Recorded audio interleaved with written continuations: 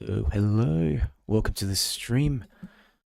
I am doing a quick session today, quick little live. I thought, I've got a bit of time in the afternoon. I thought I would see if I can talk a bit about some of my most used EDC flashlights, the one that I carry on me all the time anyway.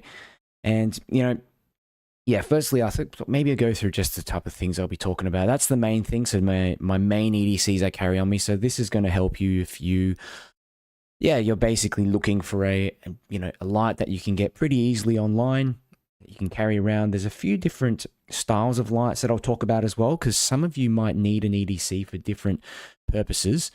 So I do see a couple of you guys watching. If you can see my chat and hear me okay, do let me know down below in the comments. And yeah, just in the chat if the video and the audio is going okay. It seems all good for me. But yeah, I want to just give you some of my advice and some of my recommendations on EDCs, but mainly just what I use. And the reason why, I've got over 120 different flashlights now. I've got way too many flashlights for one person. So yeah, and it's surprising because I tend to just choose ones that, you'd think that if you have 100-something flashlights, you just choose the most expensive one, but tends to not be the case. In fact, just because a light is more expensive doesn't mean that it's better, for a particular purpose or even suitable to carry around. And we've got Chazor. Hey, doing Chazor. Perfect timing for a miserable Saturday. Whereabouts are you, Chazor? It's in Melbourne today. It's actually pretty all right, but yeah, felt a bit lazy to go out this afternoon, so yeah, thought I'd do a little bit of work at home, streaming, and also, well, I don't know if you call this work, but yeah, streaming, and also, I've got another art channel where I do art tutorials, so yeah, I thought I'll just spend the time doing that instead. Oh, from Sydney. That's awesome. Another Aussie. For some reason, I just get a lot of Americans in these streams. There's not too many Aussies that actually are into lights or maybe find my channel. So yeah, good to see you and thank you for coming along. And yeah, I might have seen you in the comments of some of my videos. It's hard to remember sometimes, but your name does sort of ring a bell. And yeah, what kind of, how you doing? Have you bought any new lights recently? What's, anything that's caught your attention? Anyhow, well, I'll give you guys a little bit of rundown what I'm going through again. I'm trying to get distracted, but yeah, at the moment on my channel, I haven't had any new reviews out for a couple of weeks now. All the factories in China have shut down. Most of the companies I deal with and I get samples from, they operate out of China. So yeah, they shut down. I think they've just opened up again about a few days ago. So there are some samples coming across, but the two main lights that I'm working on reviewing at the moment are these two. So I did a short video on this one. This is the Pyocan L2. I don't know if that's how you pronounce it. Pyocan. They always come up with these really odd names, but this isn't the worst. I've heard some that really make me cringe, but it's what's inside that counts, as they say. And I'll show you a little bit closer. The camera will actually focus on the thing. Yeah, it's got a really interesting reflector, and it's kind of like a smooth reflector from about 3/4 of the way up, and the first quarter of the reflector nearest to the emitter, you can see, is actually orange peel. And one of my viewers actually asked, "Is this a manufacturing defect or something?" And I didn't think it was, but I ended up emailing Pyocan, and apparently that is the design of their lights, and to just increase the flood, make the flood a bit more smoother. As you know, when you're focusing small LEDs like this, you do get a bit of ringiness with little reflectors. And if you guys can guess what company actually is responsible for producing these lights, I just want to see if anyone might be able to recognize the styling of it at all. I had a couple of people actually guess this one. I'll take out the battery and you might be able to actually recognize what kind of who produces this light behind the scenes. Okay, that's a pretty big clue. right? But let me know if you're watching along after, or even now, you're watching now. Yeah, a few of you in the chats. It's a bit of a funny time, guys, because I know for my main viewers in the States, this is a time where they're most likely sleeping. But for us Aussies, it's middle of the day, you know, pretty normal time for us, and a more, you know, more comfortable time for me to stream. But yeah, don't get as many viewers around. That doesn't matter. I'm sure you guys, the rest of you will tune in later. This is another light that I'm reviewing. This is the Convoy S21G, made of titanium.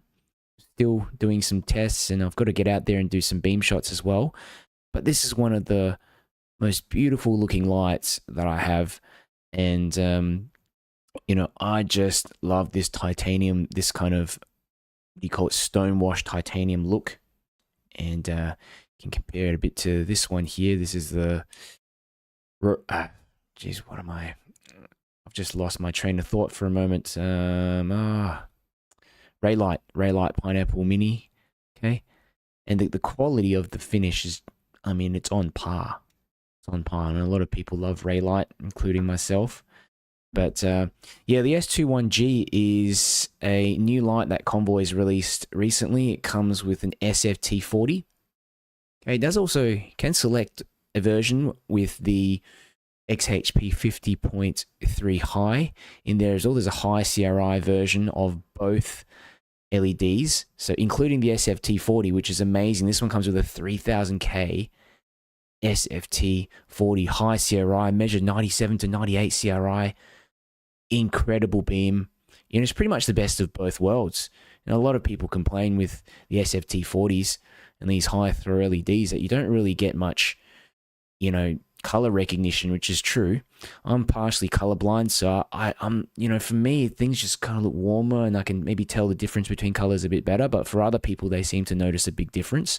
So, you know, when you've got a high CRI LED in there, it just becomes more useful as a tool. It has a larger range of uses rather than just lighting up an area. You know, you might be, you know, there was a guy that was in the chat saying that he's an art, what is it, like an art dealer or something like that, or art inspector, and it's just, he needs the high CRI light in order to actually like recognize the colors properly. So things like that. But really handsome looking light, and you know, it takes a 21700 cell.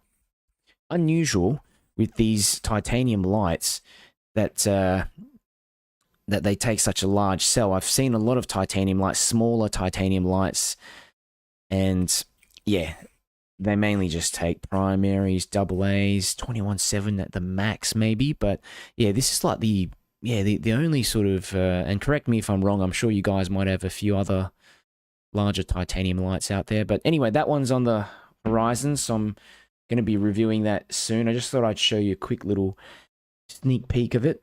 And in terms of other lights, I do have a few other lights on the way. I have a bunch of lights from Nextorch, and I'm going to actually go through their catalog later on at the end of the video if you guys are interested. I haven't gone through it completely, but they've got a new catalog from 2024.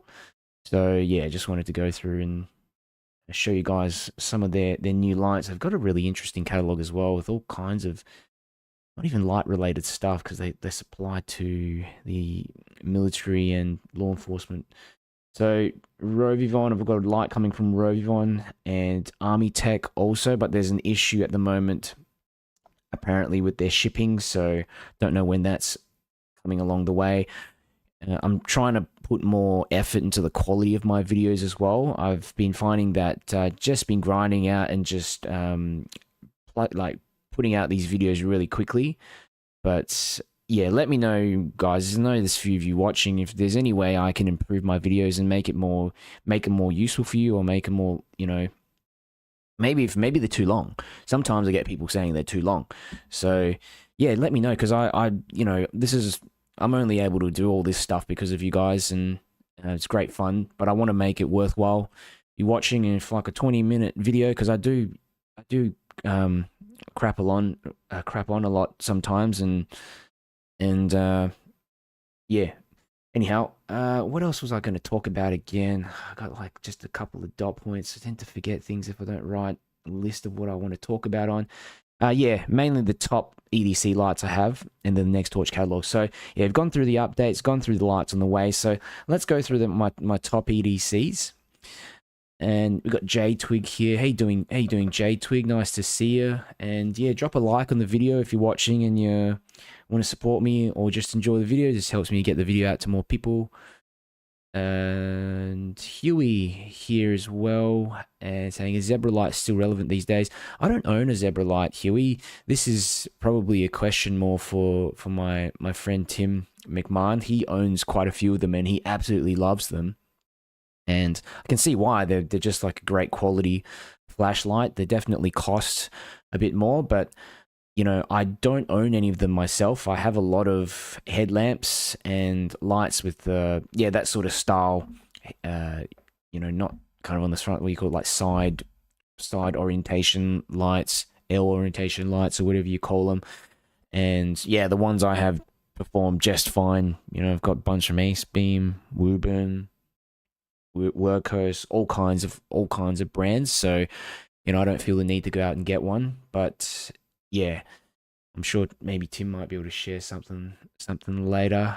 You're thinking of getting one, or just curious? And yeah, J Twig, have you been? I hear Wuben is releasing a new tactical light as well. Yeah, a new T-series light you might be interested in.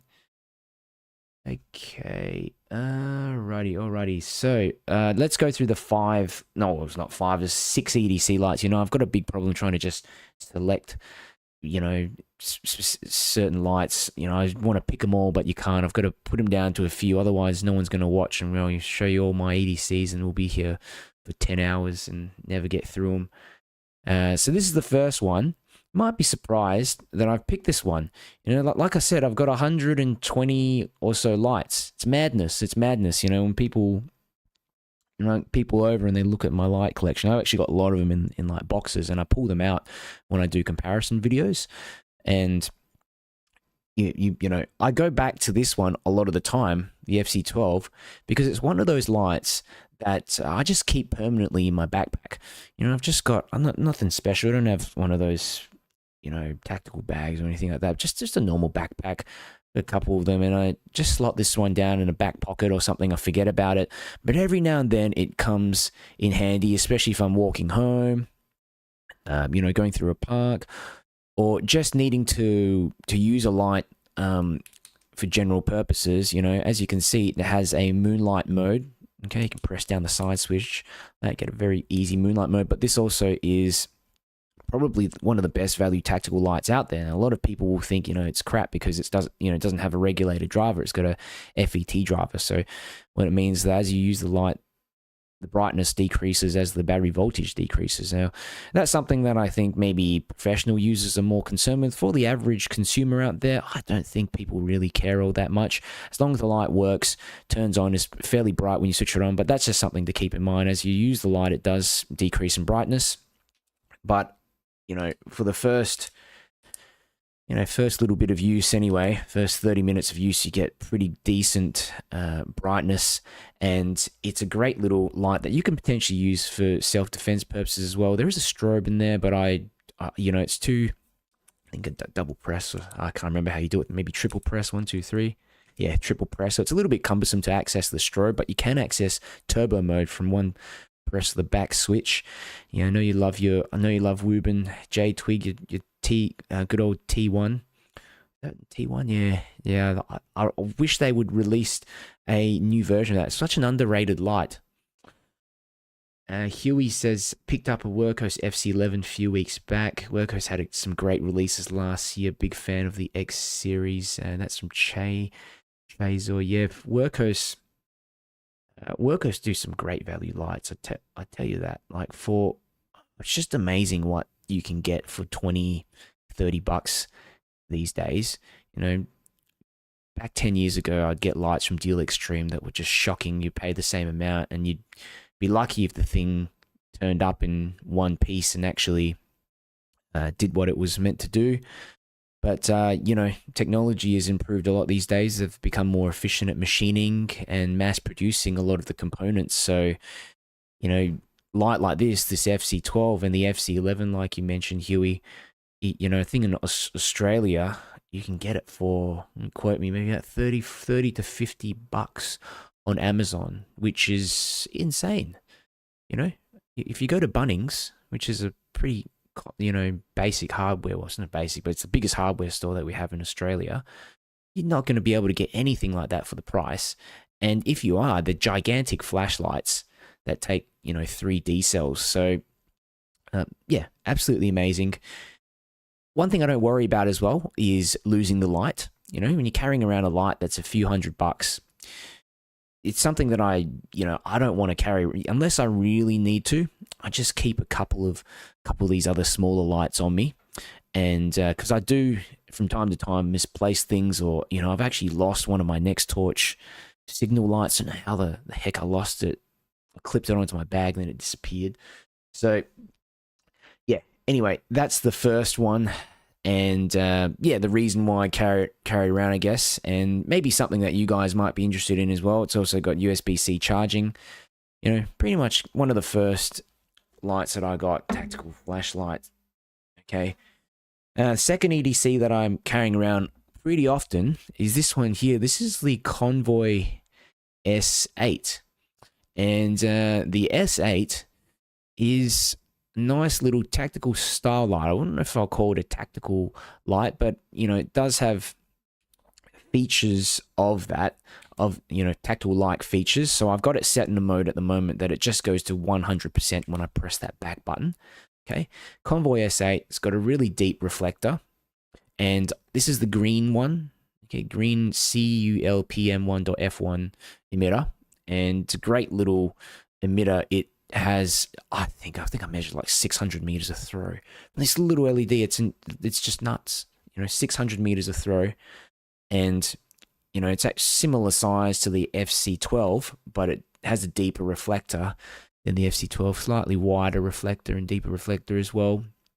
And as a consequence, pretty much same size, but that one has really good throw. You can get it with all different types of emitters as well. I just get this one because I'm like a throw nut. You know, I just like lights that have long distance capabilities, and especially for, you know, for self-defense purposes as well. Highest candela possible, and it's green. This is the most disorientating thing. I had someone try this out, a mate try this out, and me at night just to see what it felt like, and it's just, you know, completely blinds you, and all you see is just green for about 5 to 10 seconds. So, and that's really cheap as well. This thing probably will set you back about $30. You know, $30. It doesn't have onboard charging. It takes an 18650 cell. Doesn't come with the cell as well. But for that price and that performance, and also reliability, because Convoy is fantastic reliability for the price. I've always stood firm with this, that I think Convoy is probably, in my opinion, the best budget brand out there. If you can hack not having the onboard charging with some of their lights, the fact that they don't offer a warranty, but it's not an official warranty. If there's an issue, you can email Simon and he'll get back to you and fix up the issue. Normally he'll just send you the parts to fix it. Very easy to open up and fix it. I've not had any issues with any of my Convoy lights, so I haven't had to do that myself. But I know for some of you guys who maybe use that light continuously day in, day out, sometimes with any light whatsoever, you do get a dud here or there. But I mean, this is one of my favorites. Love the styling. I put my own clip on it. This is from a Nightcore light, so it's a deep carry. And this is the one I probably carry around with me 95% of the time. You know, got more expensive lights. You know, for example, this Phoenix PD35 here. I've got the PD35R as well. This was sent to me by Adam from liteshop.com.au. Work with him a little bit as well. And he provides they're one of the official dealers of Phoenix lights. And this light costs, and I don't know how many times. You could probably buy five or six of these S8s for the price of one of these PD35s. But, you know, with the PD35, and this is another one that I carry on me, it's got an SFT40 in there. And yeah, the S8 also comes. You can choose what emitter. That's the great thing about Convoy. You can choose like 5 or 6 different types of emitters. even more sometimes. This one just comes with the SFT40, very bright, throwy LED, multi-purpose, short distance, long distance. Especially if you put it on the lower mode. Some people say to me, yo, you can't use these SFT40s or these throwy lights up close. You can't walk with them, saying I'm full of crap. But if you put them on the lower modes, it's doable. Like, you can still use it. But if you're using it on high modes, like 100%, yeah, if in short range, you're going to blind yourself because they're just not designed for that. But yeah, I love that long range performance, and especially when you're walking through some areas that you want to see a little bit further up, down an alleyway or something like that. Wow, I just got hooked as soon as because I didn't really know too much about these throwy lights before when I first started getting into flashlights. But that's what really hooked me, just that long range performance, the candela, rather than the overall. I mean, the overall brightness is impressive as well. If you've got a light that produces like 5,000 lumens in your pocket, something like that, incredible. But tell you what, it doesn't last long. If you've got a small light that produces that much output, it generally doesn't last that long. Light heats up, battery dies quickly. Whereas something like the SFT40, it's probably more practical. And the PD35, I just love the construction and the quality of it. You can feel the difference. If you look at the PD35 and you compare it to, say, something like the FC12, okay? Not to bash the FC12 because I'm a big fan of that as well, but I mean, it's just night and day in terms of the construction and the performance as well. You get a proper regulated driver, so sustained high output. So it's definitely more of a light that if you're in law enforcement or you've just got the extra cash to splash, yeah, I'd get the PD35 for sure. But like I said, the FC12 performs very, very nicely as well. And one thing I like as well is that these Phoenix lights and some of these other ones, these other tactical lights, they don't have crenulated bezels. So if you need to get through security checkpoints, you're going to get, I've found a lot of people read online that they get their lights confiscated off them. And I'd be spewing if I had a, $100+ light confiscated off me through security. I mean, nah. Especially if not that I'm going to carry one through the airport or something like that anyway, but I know some of you do. These ones here, yeah, they're slightly crenulated, but it's nothing. There's not these glass breaking beads on there. This one you might get into trouble. But generally speaking, the sharper these crenulated points are, if you just put yourself in the position of security, you're looking at, oh, this guy's going to hit someone on the head with it or something. I don't know. It just depends who you get, I suppose. But yeah, this one's not going to cause you any troubles. Nice conservative bezel up the top. It's all smooth out. Even the clip, the quality of the clip is amazing. And this is where it comes down to the small details. I find that when companies get these little details right, the rest of the light is also great quality. Okay, with the Workhorse FC12, yeah, the clip is decent and it's firm, but I do find if I pull the light in my pocket on a funny angle, the clip does come off sometimes. Never had that happen with my PD35 though. So anyway, that's the third most, my third recommendation for an EDC. This is more, I suppose, tactical EDC sort of light. Okay, but I know a lot of you might prefer lights that are, more general purpose, which I'll go through in just a moment with my next three. And check this out as well. I glued, because there's no tritium slot on the back of this light, I ended up just gluing a tritium vial on the back. How I do that is that I just get some UV glue. So just there's special brands out there that people go by, but I just got some off eBay, some cheap glue, UV glue. Put that in there, and then use the UV light to cure it. And yeah, so that way at night I can see where the light is anytime. Not that I'm having any trouble finding the switch as well. And that's the thing with tactical lights with the back switch. You're never fumbling around to find that side switch. This is kind of like a 2-in-1. So you turn it on at the back, but then also that you can set once the light is on to memorize a higher or a lower mode, access other additional modes in there as well. Just going to have a quick look at the chats as well. I've still got I think there's a couple people on Facebook there. Drop a message if you're watching. And yeah, if you guys have any recommendation as well of some of your EDC lights, what you carry along with you, be interested to hear what you recommend, because I'm sure there's a lot of people out there that have been into this hobby a lot longer than I have.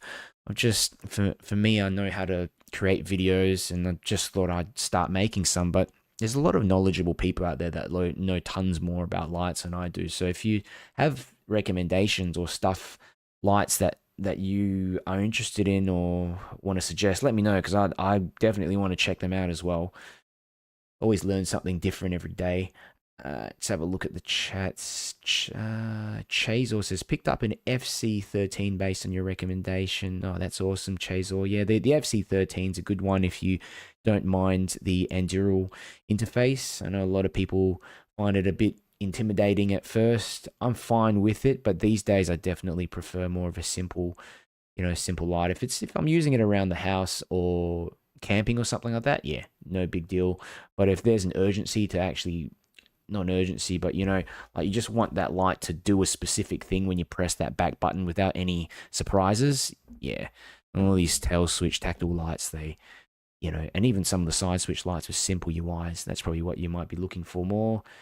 But yeah, glad I could help. Top Dog 8762 Convoy's a great host. You can have such a great variety of LEDs and drive, and yeah, Convoy, I mean, I love them. You just have so much customization, and it's basically, I mean, if you're a real torch nerd, if you're a real flashlight nerd, torch nerd, we call them torches in Australia, but I tend to just put flashlight in my videos. Otherwise, people, it's just like a better SEO thing, and no one searches for torches, flashlights. But look at the quality, that you get, and for such a small price, I don't know how they do it.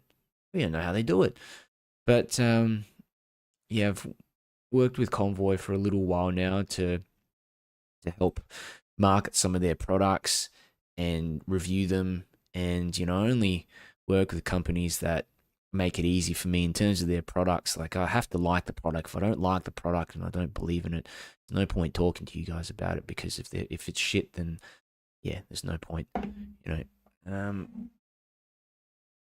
Let's have a look. What else do we have?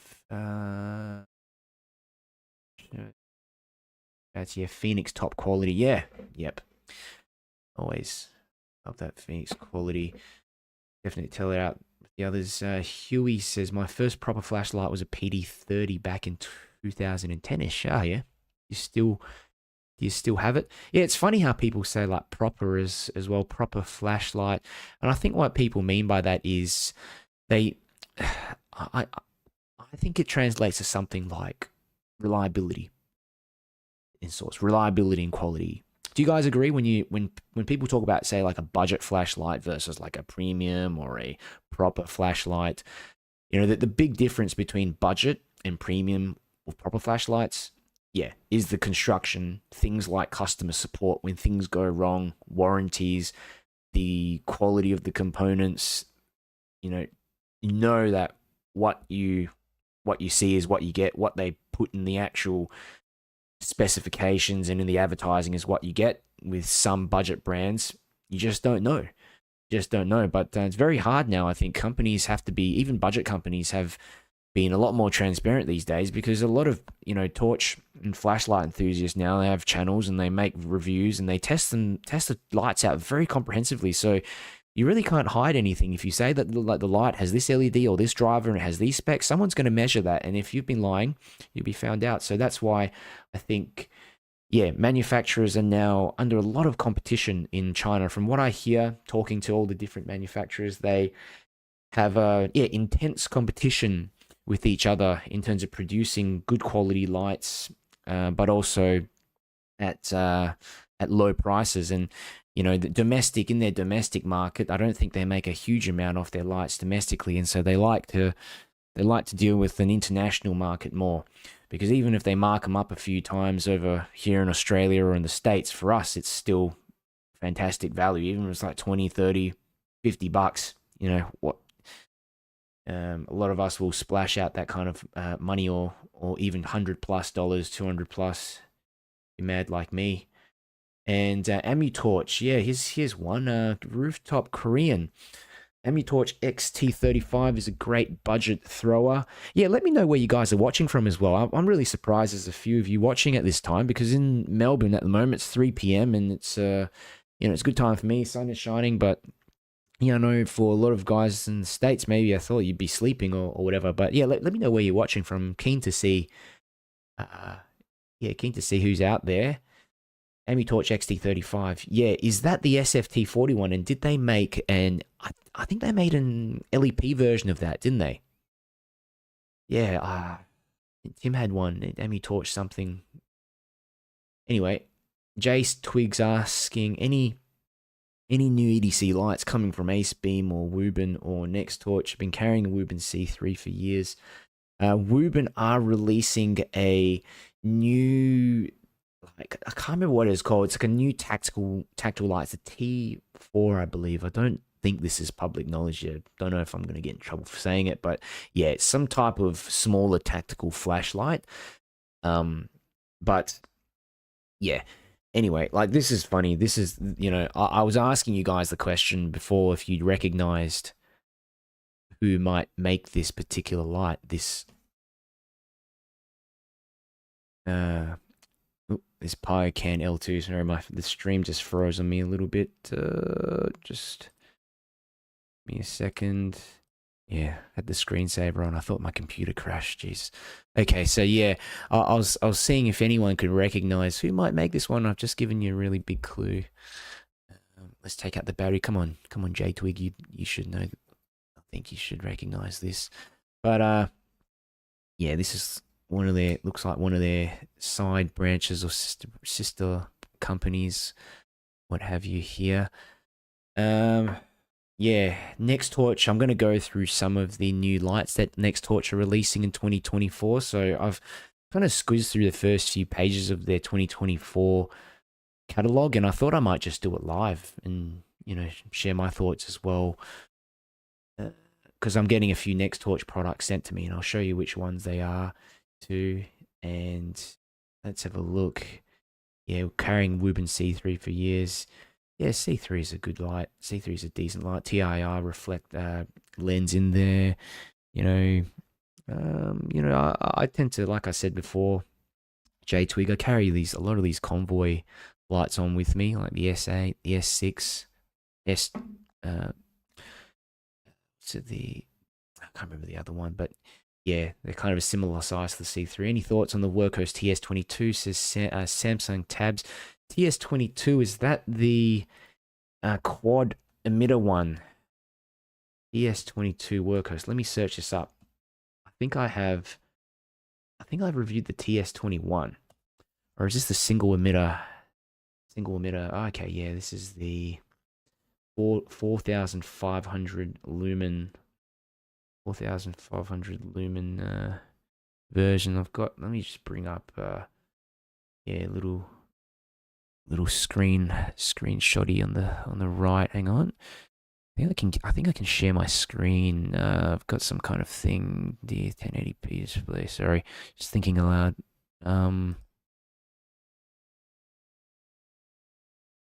Oops. Where is it? Here we go. This is better. Should be able to hear me okay. And this is Marco's website, onelumen.com. A lot of you might know about onelumen.com. A guy called Marco runs it. Talk to him every now and then. Yeah, it's about 4,500 lumens, 191 meters of through. Yeah, it's the XHP 70.2, isn't it? Let's have a look. Yeah, I really like his website. And just, I can just scroll to the points and just get to the point really on the performance of the light as well.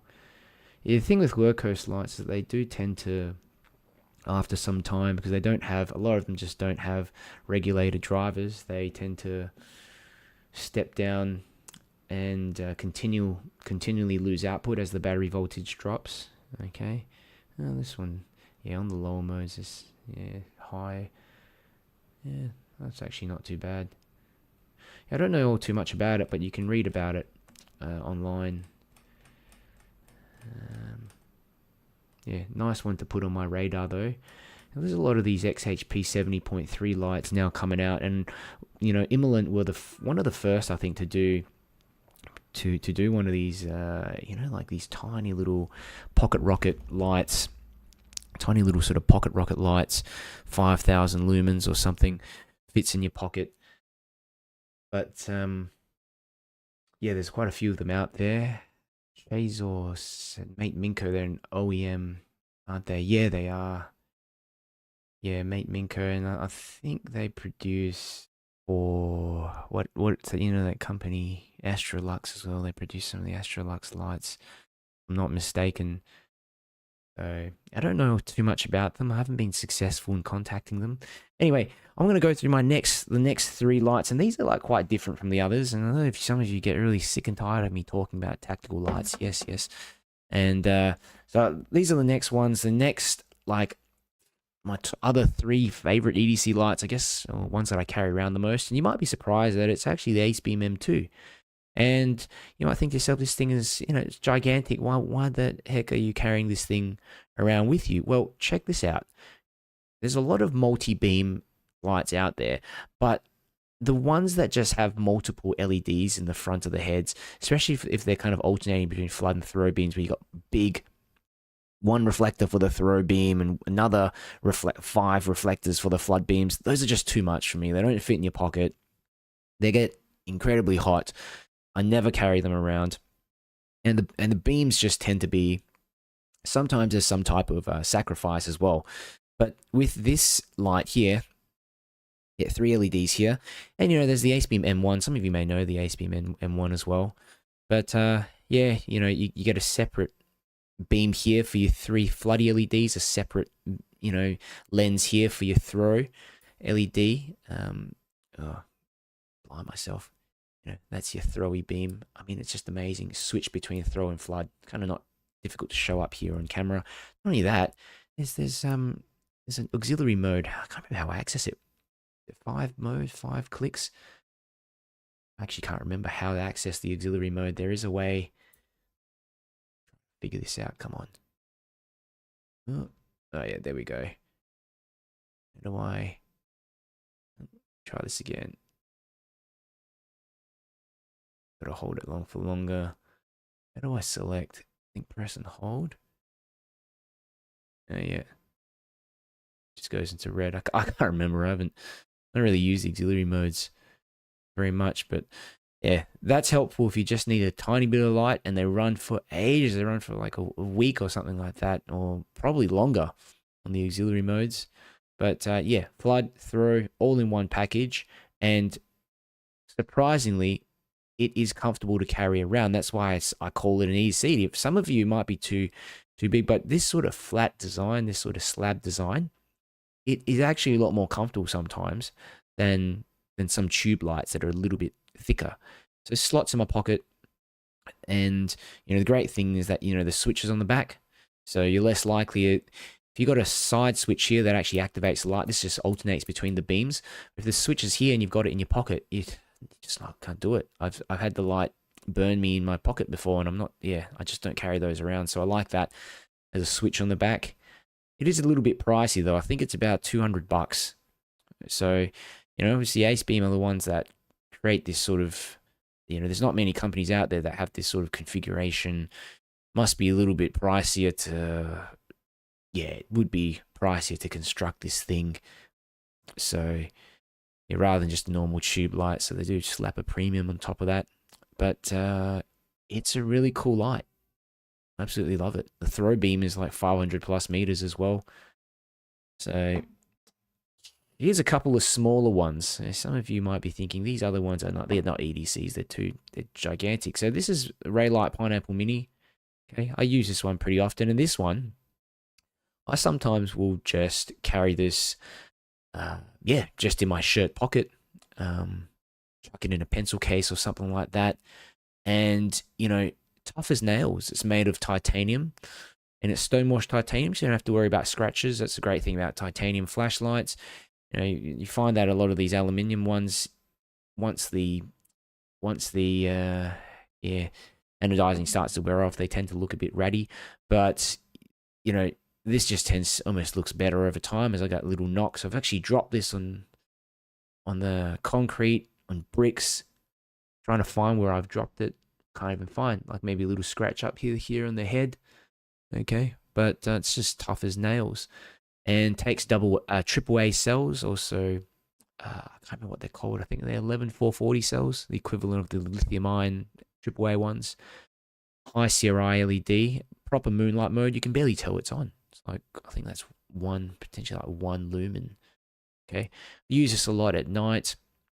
This is not like a very powerful flashlight, but for some of you that just need a light, generic light that's not super bright, but maybe, you can actually have it on the brighter modes for a short amount of time.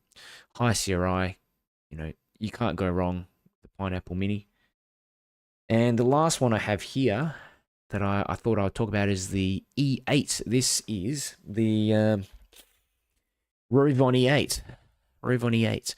And Wuben do a lot of these little keychain lights. And when I first saw them, I thought I thought that they were a little bit gimmicky. You see so many of these keychain lights out there, and they tend to cut corners, and they have bad quality components. They're badly designed, but I got a bit of hay fever today. I keep rubbing my nose, but the E8 is, it's just fantastic quality. You've got this sort of glow in the dark bit under the head.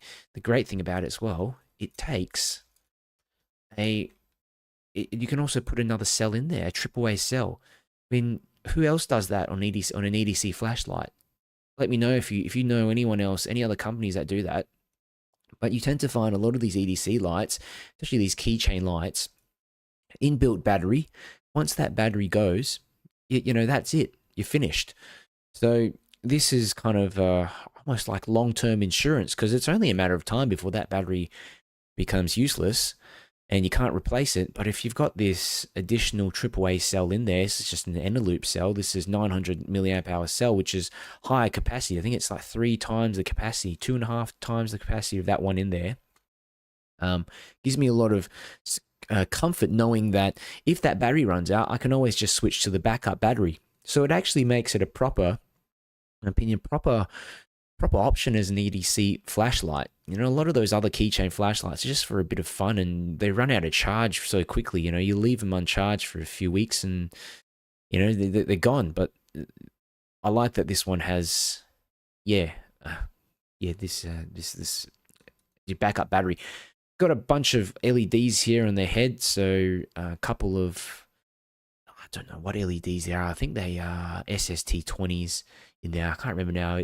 I've reviewed all these lights individually, so you can search them on my channel if you want to find out. But yeah, a couple of them, basically like bright sort of white LEDs. And how do I? Now the one thing that kind of annoys me a bit about this light is the interface. This isn't a light that you can just pick up. This isn't a light that you can just pick up and figure out. There's, to change the LEDs, I think couple of clicks. Yeah, these little side LEDs. Turn that off. 1, 2, 3. Okay, that's the UV. 1 is just for the middle. Okay, yeah, okay. Double press the bottom button for the red, and then alternating between these different red modes. Okay, so figure that out. There's just different clicky sort of, permutations or things that you have to go through to figure out how to actually turn on this thing. Once you get it, you're fine. And if you don't have 100 different lights like I do, you're going to be completely fine. But yeah, that's one thing I find. Like if you're looking for a light that has that kind of does it all, little EDC keychain light that does everything, UV, it's got a side switch, auxiliary white LED, it's got a red LED, it's got 2 high powered, it's got all the bells and whistles. This is fantastic. Just takes you a little while to get used to the UI. Otherwise you probably want to stick with one that has a single click. This one, I just keep it on my bag and use the main one when I'm out filming videos. Like that lowest mode there, it just helps me out so much in the dark. And it's got a clip here, as you see. It sort of attaches like that, right? And I'll put that on my bike helmet, just in the front, and easy. It's like a makeshift little headlamp. I don't need to bring a separate headlamp with me. It's very light. It's bright enough, and yeah, it's fantastic. I even sometimes use the red LED mode as well in the dark. This does This does come at a bit of a premium though, the E8. There's a lot of keychain lights out there that you get for 10, 20 bucks there. But I tell you what, a lot of them aren't going to last. And I'm pretty confident that this E8 will last. And Revivon also slap on a nice warranty on top of on all of their lights as well. So put this one down. Let's have a look. I just want to have a check of the chats. Flip mode. How you doing? How you doing, flip mode? Yeah, how did you find my channel? I don't think I've seen you. I've seen you in the comments before, but thanks for coming along. If you guys are enjoying the video as well and you want to support me, yeah, just click the like button on the video. It just helps me to get it out to more people. Really appreciate you being here. If you have questions as well, yeah, ask away while I'm here. Just thought I'd go live this afternoon and talk about a few EDC. I have a couple of these probably don't count as EDCs, but really larger lights that I carry around with me. I'm going back to the tactical lights again that I want to talk about in a moment. Nightcore E4K is 4,400 lumens, 4 Cree emitters. Yeah, I think you talked about that last time. That's yeah, that's one that I wanted to check out as well. It's got, is that the one with the 4? They use 4 reflectors, 4 little, like a quad reflector instead of quad TIR lens. You see a lot of those, a lot of companies just resorting to the quad TIR lenses, but the quad reflectors I think should produce a little bit more throw. Archie, how you doing, Archie? Thanks for coming along, mate. Chase, or any recommendations for more budget-friendly keychain lights? I can't justify 80 bucks for the E8. Yeah, you know, a lot of people can't. It's steep. It's steep for what it is. I have another, let me think, keychain lights. I don't have all too many of them. I have one from Nextorch, the Nextorch K40. That's one you can get for, you know, fairly cheap, but it's also pretty good quality as well. And it has one-step access to strobe. It's got UV. Oh, where did I put it? It's somewhere. I don't really use it much. I'll see if I can grab it out of the...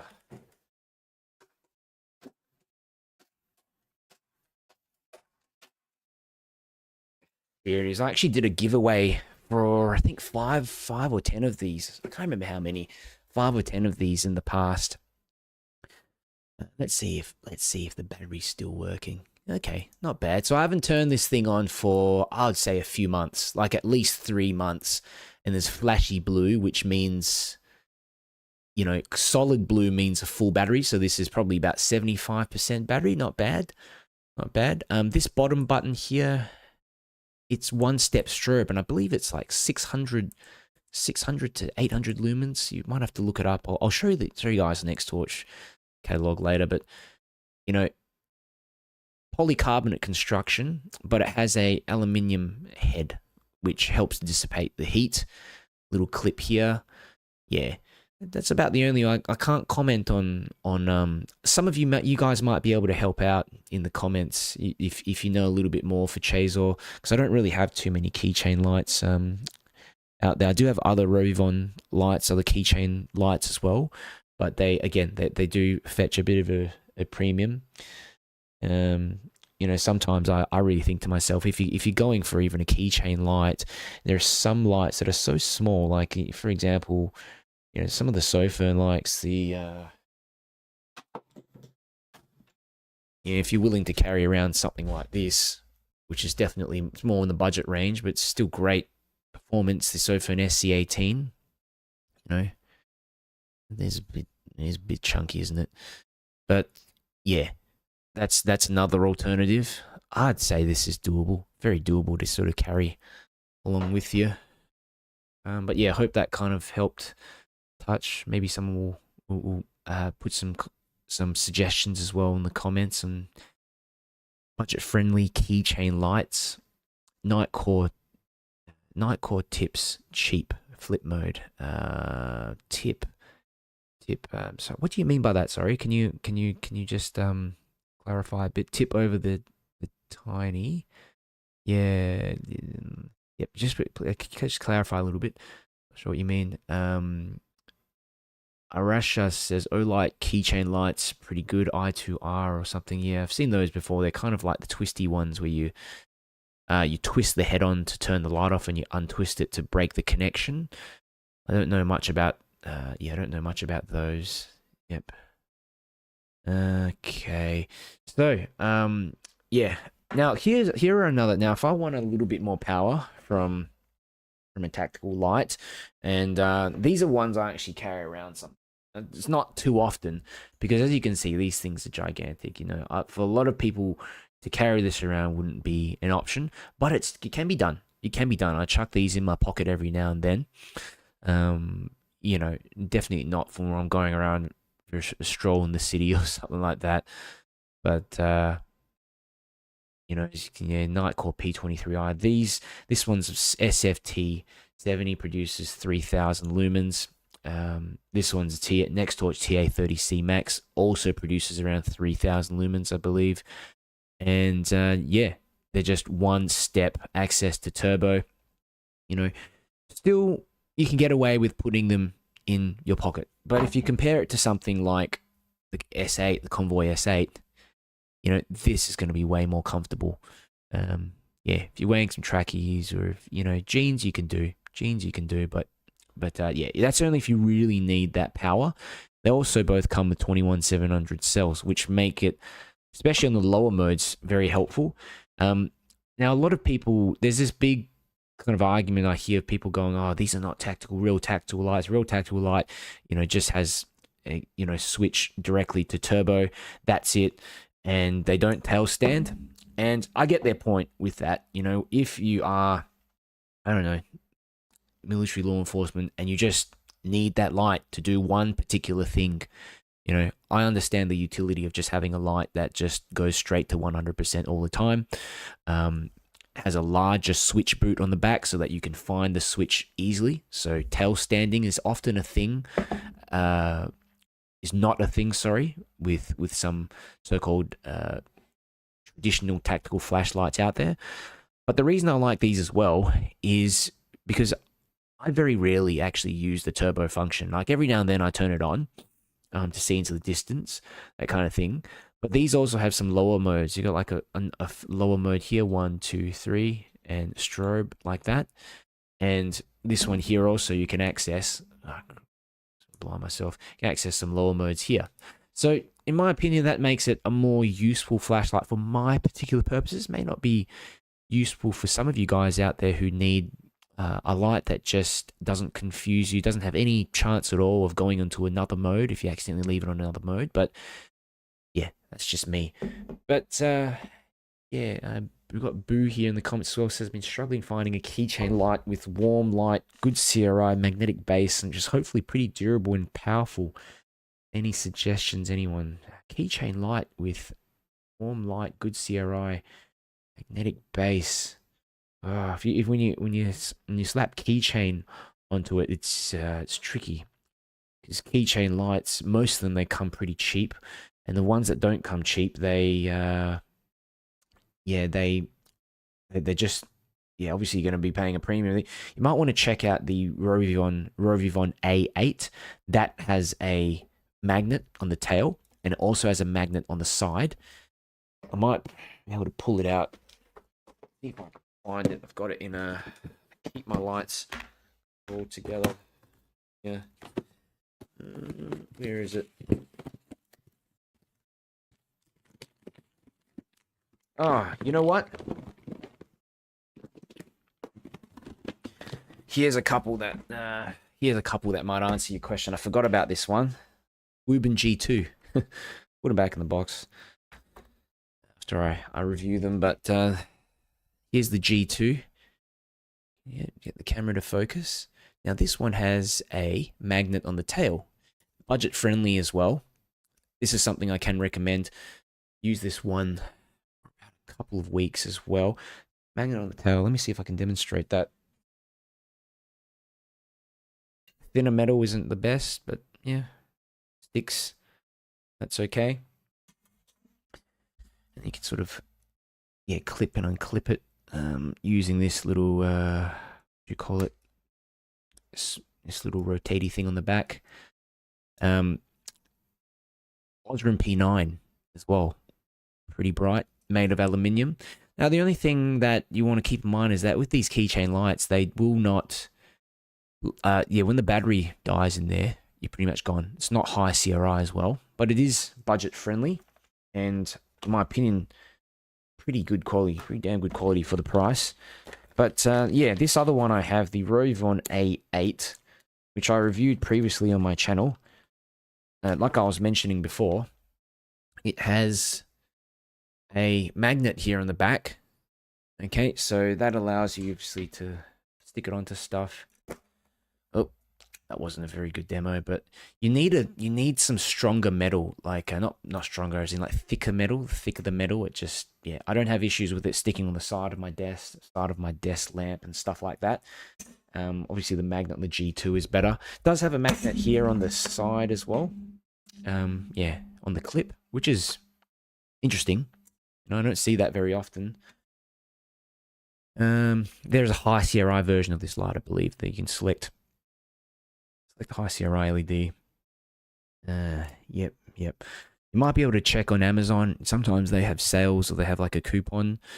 Rovon did not give me a discount coupon for these. I'll ask them for one when I chat to them sometime in the future. But yeah. Other keychain lights. I believe that's it. Yeah, I don't have any other ones. Oh, actually, I've got this other one. I mean, you could kind of classify it as a keychain light, I guess. This one here is the Armitech Crystal Pro. So it's kind of like an all-in-one light. Okay, it functions as a headlamp. This is not high CRI, by the way. It's a lot of these keychain lights, yeah, like I said, it's very difficult to find a high CRI version, especially at a lower price point. Maybe Simon might do one from Convoy one day, but I've forgotten how to use this thing. I've forgotten the UI. It's been so long since I've actually turned this thing on. But yeah, it's like an all-in-one headlamp, keychain light, EDC light. This has a accelerometer as well. So if you're out on your bike and you want to use it as a brake light, you can attach it to the back of your bike, and every time it senses the deceleration when you brake, it actually flashes a red light. It's 3 red LEDs in here, which I think are 660 nanometers. 660 nanometer LEDs, so deep red LEDs. Yeah, but that's it. I don't think I have any more. Well, that's more than I thought that I actually had. Anyway, so I hope that kind of helped out. Yeah, I'm just gonna have a look at the chats. Any other people? Yeah, let me know whereabouts you're watching from as well, guys. And if you have questions, just gone through like my EDC, my top EDCs, but hang around for a bit if you want to check out. Just going to talk through the new Nextorch 2024 catalog, what new lights have released as well. Awesome. Yeah, definitely get one of those too. I'm in the UK and all the decent deals are ordering directly from China. Yeah, and you know, a lot of manufacturers are selling directly from China at the moment, and I've been finding that this has been upsetting local dealers, because obviously, you know, if you have manufacturers and they're meant to have some kind of agreement so that they don't undercut dealers, but sometimes I find that happens where they will sell, you know, discounted prices on you know, sales, what's it, Black Friday sales, stuff like that. So yeah, but as a consumer, sometimes, well, not sometimes, a lot of the time is just getting the best deal possible. So yeah, but one thing I find when you have a local dealer that's got a good reputation, if there's any issues with the light, it's just less stress. You can go back, there's a physical store, tell them what's wrong, they get it sorted. If it comes from China, there's something wrong, and they're like, okay, you got to send it back to us. It's going to cost this much. They say that it's not, that it is covered or isn't covered. Then you got to pay this. You know, it's just a lot of hassle. So yeah, that's a risk that you have to take. But when you know, obviously when you're ordering from the more premium brands, that's less of an issue. It's more sort of for the budget brands. But you know, I do find a lot of the budget brands pretty good as well. Like Convoy, they don't have an official warranty, but if there's something wrong, you can just send a message to Simon and he'll send you some replacement parts for free. There's also Workhorse as well. I've heard of a lot of people getting lights dead on arrival. Well, not a lot, but like every now and then. Happens with all manufacturers, I guess. But they'll send you another one. If it doesn't work, they'll just send you another one. And that happened to me as well. I had like a TS, not a TS, HD20, I think it was, a headlamp, and it didn't. One of the LEDs wasn't working, and they just sent me another one. So yeah, any thoughts? Flip Mode saying, any thoughts on the AA 1.5 volt lithium batteries? UK 1.5 volt lithium batteries. Are those like the rechargeable ones? Because I've had the I've had the I got the 1.2 volt, I think, nickel metal hydride ones. I've not really used the 1.5 volt lithium ones, but yeah, we'll probably be able to get some extra output out of those. Yeah, I personally, I don't own any myself. Are those the ones that are also disposable? Yeah, I mean, the main thing with lithium is that they can provide more current than nickel metal hydride or alkaline batteries.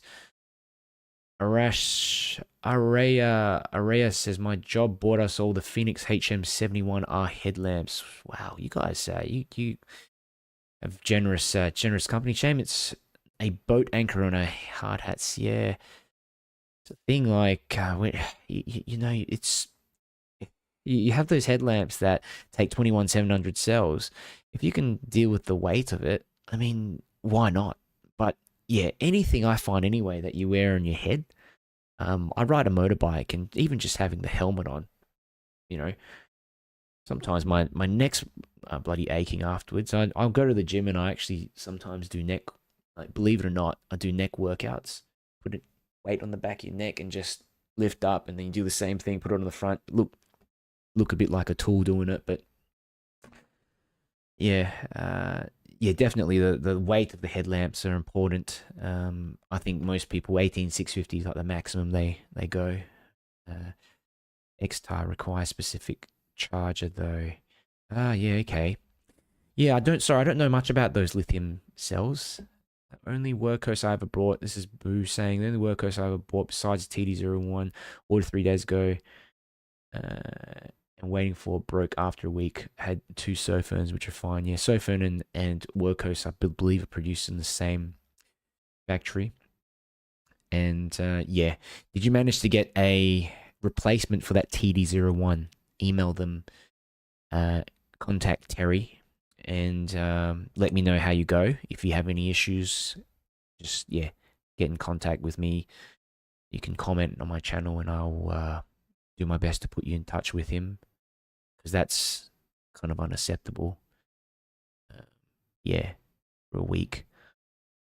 Flip mode, no. Okay, sweet. So I'm gonna go and just flip over to my other screen now. I'm gonna show you this little, what should we call it? If I should organize these a little bit better. Where is it? Here we go. Here we are. Look, it's the Nextorch catalog 2027. I mean, this is great. This is kind of like the type of stuff that guys look at. All right, Nextorch. So maybe I'm gonna decrease the size of my mug in the corner. Yeah, because it's blocking the view. It's blocking the view. The important stuff. Yeah, so it was just after their Chinese New Year breaks. They sent me this copy of their 2024 catalog, and looks really professional. But the cool thing is that it just lists all the details of every single product that they have, and you can see here you got all their lights, weapon lights, hunting lights, helmet lights, specialized lights, multifunction signal lights, got batons as well. We can't have these in Australia, by the way. We can't. I don't know if you guys in the States or whatever, you can have one of these on you, but if you get caught one of these in Australia, you're stuffed. Handcuffs, yeah, no problems. No problems. Sure, a lot of couples use them as well.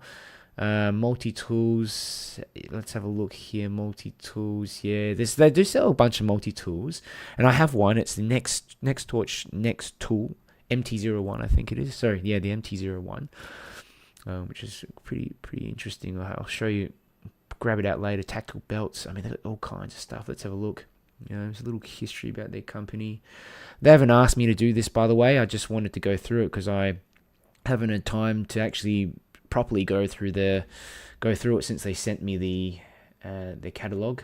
So they've, looks like they've won a bunch of awards and have hold patents in their flashlights. They've run these like Nextorch awards, which is like an innovation award. I believe the company is founded in Germany, but a lot of their products are produced in China. And look at that.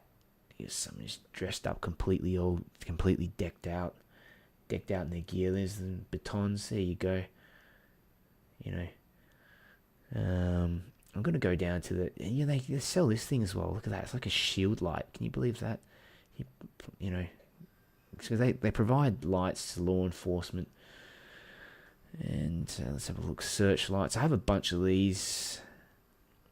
Oh, that's cool. Yeah, Nextorch, Saint Torch 31, 20,000 lumens, 15,000 lumens. Obviously, there's a lot of competitors out there that produce a lot more output as well. Imalent being one of them, but you have to be careful when you're buying lights that are very, very high output. You do find that there can be reliability issues. I've heard people with their 100,000 unnamed 120,000 lumen lights burning out. Some of the LEDs burning out, which I'm not surprised.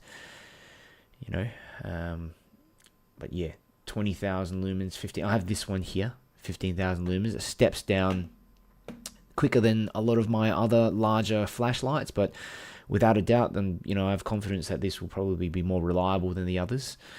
It just comes down to heat dissipation at the end of the day, isn't it? I mean, you can't, unless you can improve the efficiency of the LEDs and they produce less heat. At the end of the day, the heat has to go somewhere, and it either fries the LED or it's dissipated, or you have to manage it in ways so that it doesn't get above a certain temperature to harm the electronics. And a lot of lights they overpower their LEDs, and that's fine. They put more than the manufacturer's recommendations on how much current should be running through the LEDs. It reduces the lifespan of the LEDs, but I'm not thinking it's really anything that you need to worry about with most of these lights. And the reason why is because a lot of these LEDs are rated at like 50,000 hours. So say if you run it at a higher amp, like 8 amps instead of 3 amps, you might reduce the lifespan to let's say worst case scenario, 15,000 hours of use. I mean, that's still a lot of use that you're going to get out of it. Can last you a really long time. 15,000, think about 15,000 hours. But yeah, I think these numbers I'm just pulling out of my head. I'm not actually sure exactly how many 100,000 hours or tens of thousand hours all these LEDs are rated at, and have to look it up on the manufacturer's specs. Yeah, big lights. Yeah, there we go. This is a cool little photo, isn't it? Yeah, lights. And you got these. These are some of their tactical ranges. TA31, 10,000 lumens. This is a new light that they have just released, or they're going to release soon. I'm super excited to get one of these. I don't know when they're going to send it out to me, but they're going to send that to me. And, it reminds me a little bit of that Phoenix. Do you guys know there's some kind of Phoenix light that looks like that as well? This double 21700 configuration. I really like that because it keeps that light a little bit slimmer and, allows you to get pretty much twice the amount of output as well. I'm not a fan of big lights that have those tube design. If you want to, for portability, that is. If I'm carrying it around my bag, yeah, I'm just going to grab the largest light that I can. But something that I want to, just a bit more compact, yeah. Here's some of the other lights. A lot of these have already been out for a while. TA30C. That one there, TA30C Max. That one's got a XHP 50.3 high, I believe. This one's got an SST40, I believe. This one, TA20 Osram P9. This one I'm not sure. I'm not sure. I think I'm getting a sample of that one soon. P86. Oh, this one's interesting, guys. You haven't seen my review on this one. It has the most irritating whistle sound. It's a 120 decibel whistle. here, and I listed a bunch of uses, talked about a bunch of uses you get out of this whistle. For the normal consumer, look, probably just a novelty for us, but for, trained conductors and maybe people work on sites we need to get attention quickly, this thing is just deafening. It's the most annoying sound and just terrible, horrific sound that it makes. Maybe good for self-defense, but only thing is that it's omnidirectional. If they could point, can you imagine that? You could just point the light and then face these things somehow, these grills towards the person. I mean, you just drive them mad. I feel like I'm going to have a seizure or something when I have this thing on with the light and the whistle going on. 3000 lumens, P84, P83. You see their P series there. They're kind of like side switch flashlights. Yeah, side switch, but they have different functionalities. That one's got a signal light on it. The P84. I don't have this one. P82, P81, P80, and I got a few of these other ones which are a bit more simple. P56. I should be getting a sample of this one soon. I'm going to show you a little bit of what the deal is with that. But that's TA31, 10,000 lumens. So this one looks pretty cool. 4 LEDs. I wonder what LEDs these are. It doesn't say. It's too pixelated to tell what they are in there. No, it doesn't say. Oh yeah, but look at that. It's cool. It's got an unscrewable head. So you can actually charge it using the unscrewable, the port that's hidden underneath the head. Battery indicator there at the back. That's similar to this one here I have on my... Oh, you can't see it. Damn it. Yeah, Nextorch TA30 Max, 30C Max. See? There you go. Oop, let me do that again without trying to blind myself. Yeah. So it glows blue or flashes blue or red, depending on the battery voltage. Use that same design. Painted to 3-step strobe. Okay, so it's got a one-step strobe here on the back. And what is this? It's got some kind of rotating switch here. So it's a toggle switch between lock, duty, and tack. Okay, that's cool. So in tack mode, one-step strobe utilizes in half press or momentary high mode. Okay, yeah, so it's similar sort of design as the other ones where you half press the light for turbo and full press for strobe. I like that. 2 functions with 1 button, basically. Proximity sensor. Okay, here we go. We're seeing some of this proximity sensor stuff in a lot of new lights recently. Manufacturers are starting to put these in. It reduces reflection and fire hazard. These are, some people like them, some people don't. Hope there's a way to maybe turn it off. Let me have a look at the chats. Currently rocking PD25R and a PD35 V3.0. Oh yeah, the PD35 3.0 is one of my favorite tactical lights. PD25R, is that the one with the Osram Osram W2? Does it have better throw than the PD35? And what's it? Wild Captures, how you doing from Pennsylvania? Thank you for joining. And Andy Hedden says, Odd, I've got 3 workhorse lights, TS10, FC12, TS11, all of them have been trouble free. Well, good to hear, Andy. Good to hear. I've got I think I've got the TS10 and the FC11. Definitely the FC11, TS10 somewhere in a box. I think it was FC12. Okay. Yeah. Yep. Darush. I've read your comment out already. J Twig, any changes to the TA30C 18650 light? Really like that light. I don't believe so. TA30C. Yeah, it has the same. I mean, it looks like it's got the same output, 1600 lumens as the current version. I've got the TA30C as well. Just a great. That's another one I probably should have. That's another one that you could probably fit in as well. With the first 3 lights I talked about, it's a direct competitor to the Phoenix PD35R and the PD35 V3.0. Yeah, that's a direct competitor to it as well. Great tactical flashlight. I just tend to carry around the Phoenix and the Convoy because they have that little bit of extra throw. But what they found with their law enforcement officers, I think they surveyed them and they prefer having an orange peel reflector just because it produces a more balanced beam. So you do get a lot of throw, but still, a smoother beam. And that's something I find with the Nextorch orange peel reflector lights. They don't have any ringiness, even though they've got a high-powered emitter in there, D-domed emitter. So yeah, there's always trade-offs for everything. You can't get everything in one light. It looks like J-Twig, same sort of specifications for that TA30C Max. Yeah, that's that one I was showing you before. Little chunkier, but everything's upgraded, the specs. And Andy Headland says, we'd love to see a tour of all your lights. Have you ever done a video like that? I haven't. There's just, I'm kind of scared to. It's just, I have so many of them. I've given a bunch of them away. But, I keep a lot of them because I find that when there's new versions that come out, it makes it easier for me to do a direct comparison videos. And I also just like collecting them. It's a funny thing. I try to keep, try to, minimalist lifestyle, whatever. But I try to keep my possessions down to minimals. So like, a couple, 1 to 2 good things that I have and just use them over and over. But with flashlights, I don't know what it is. I just like collecting the things.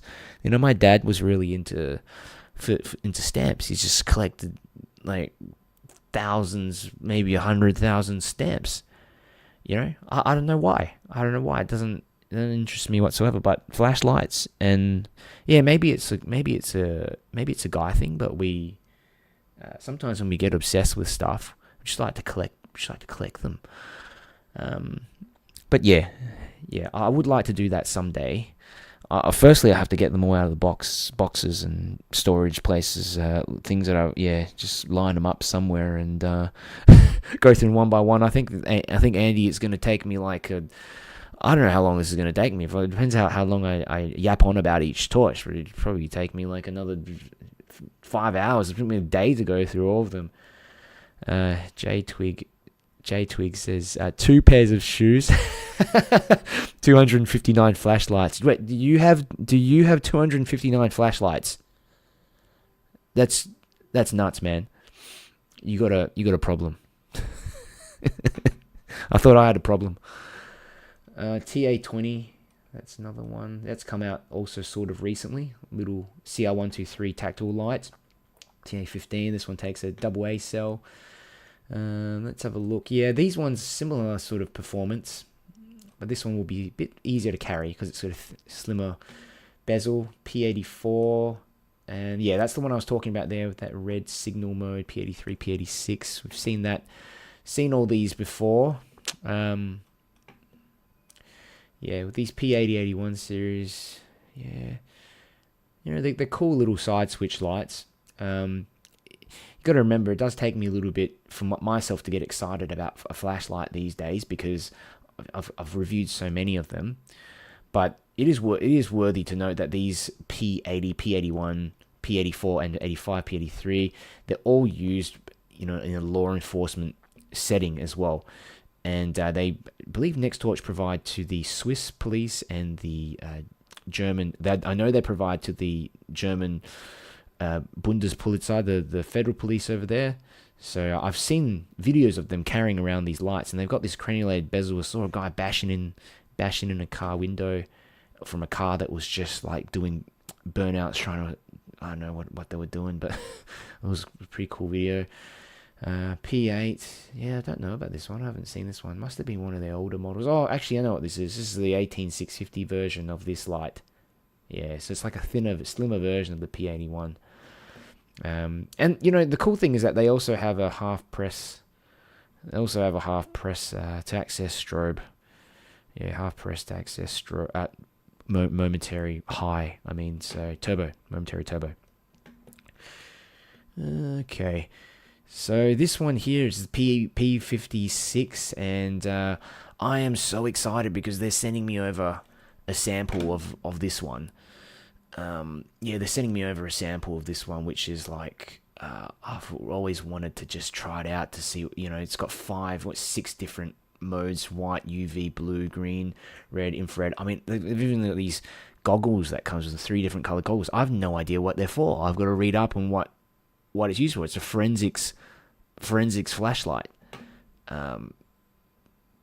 18650,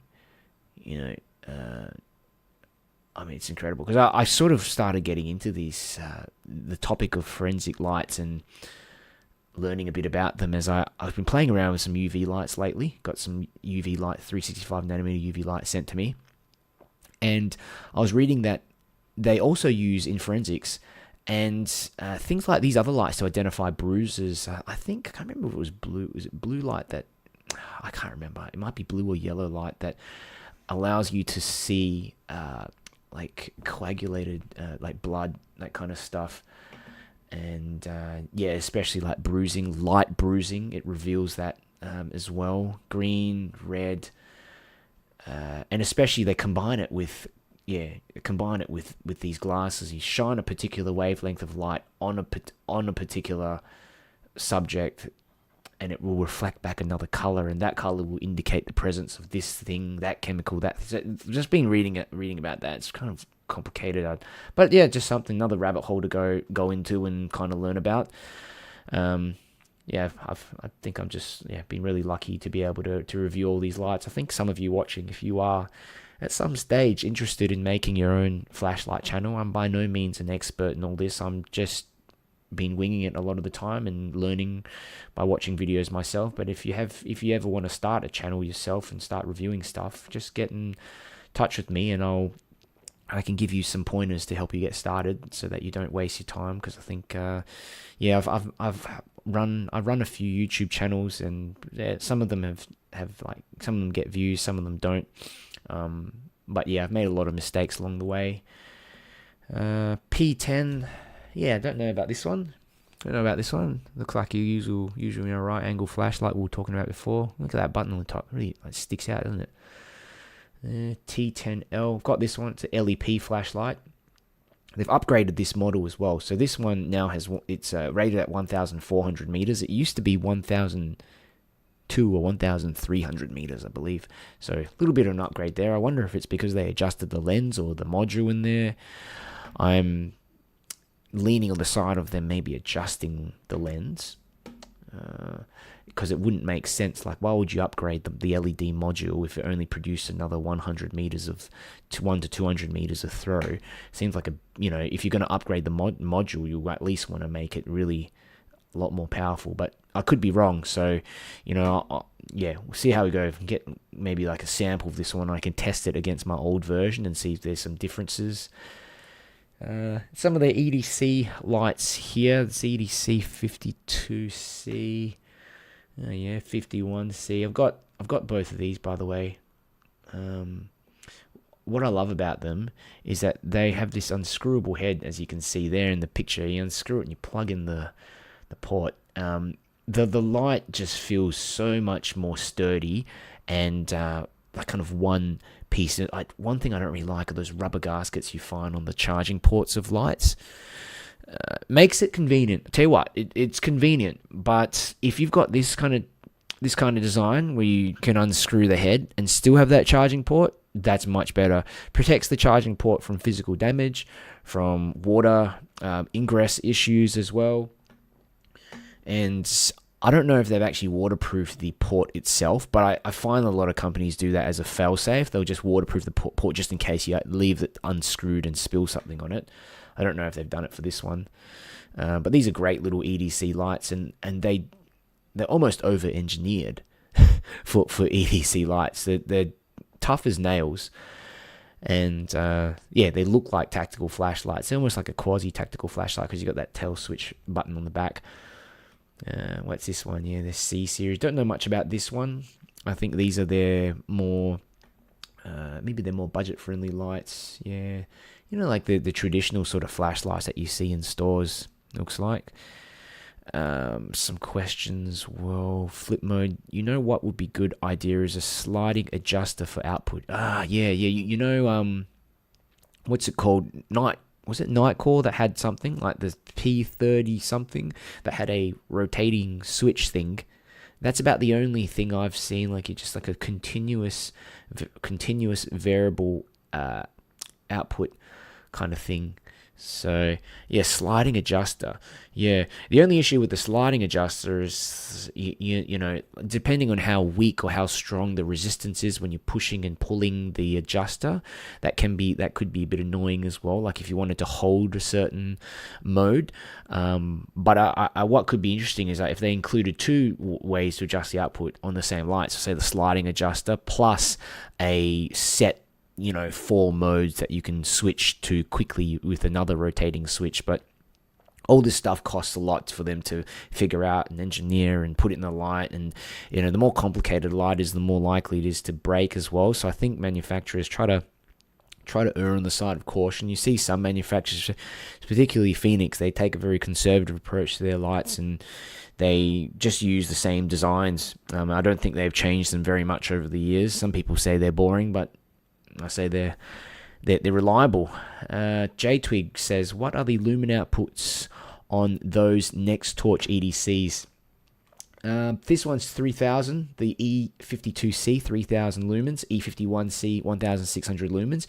Now here's the interesting thing. I did a comparison between these two, and the E52C starts out, you know, a lot brighter than the E51C, but after they both step down, the E51C is actually brighter. So yeah, take with that what you will, but yeah, that's what I found out. Those were the results anyway. Yeah. Yeah, you're right. Yeah, JTwig SRT7i has the ring you twist to adjust output. Yeah, and you know, you see some other lights like Nightcore and even the IF30 from Sofern, and they also have this rotating switch design, which is, yeah, again, kind of on the lines of that sliding adjuster in a way. And I guess it makes sense that they've put it in a circular format, because an actual slider that just goes up and down will probably take more space on the light. I don't know how else you would make something. Would you just make a switch that the harder you press it, the like a multiple, you know what I mean? Like it senses multiple pressure points on the switch. That could be something cool as well. But yeah,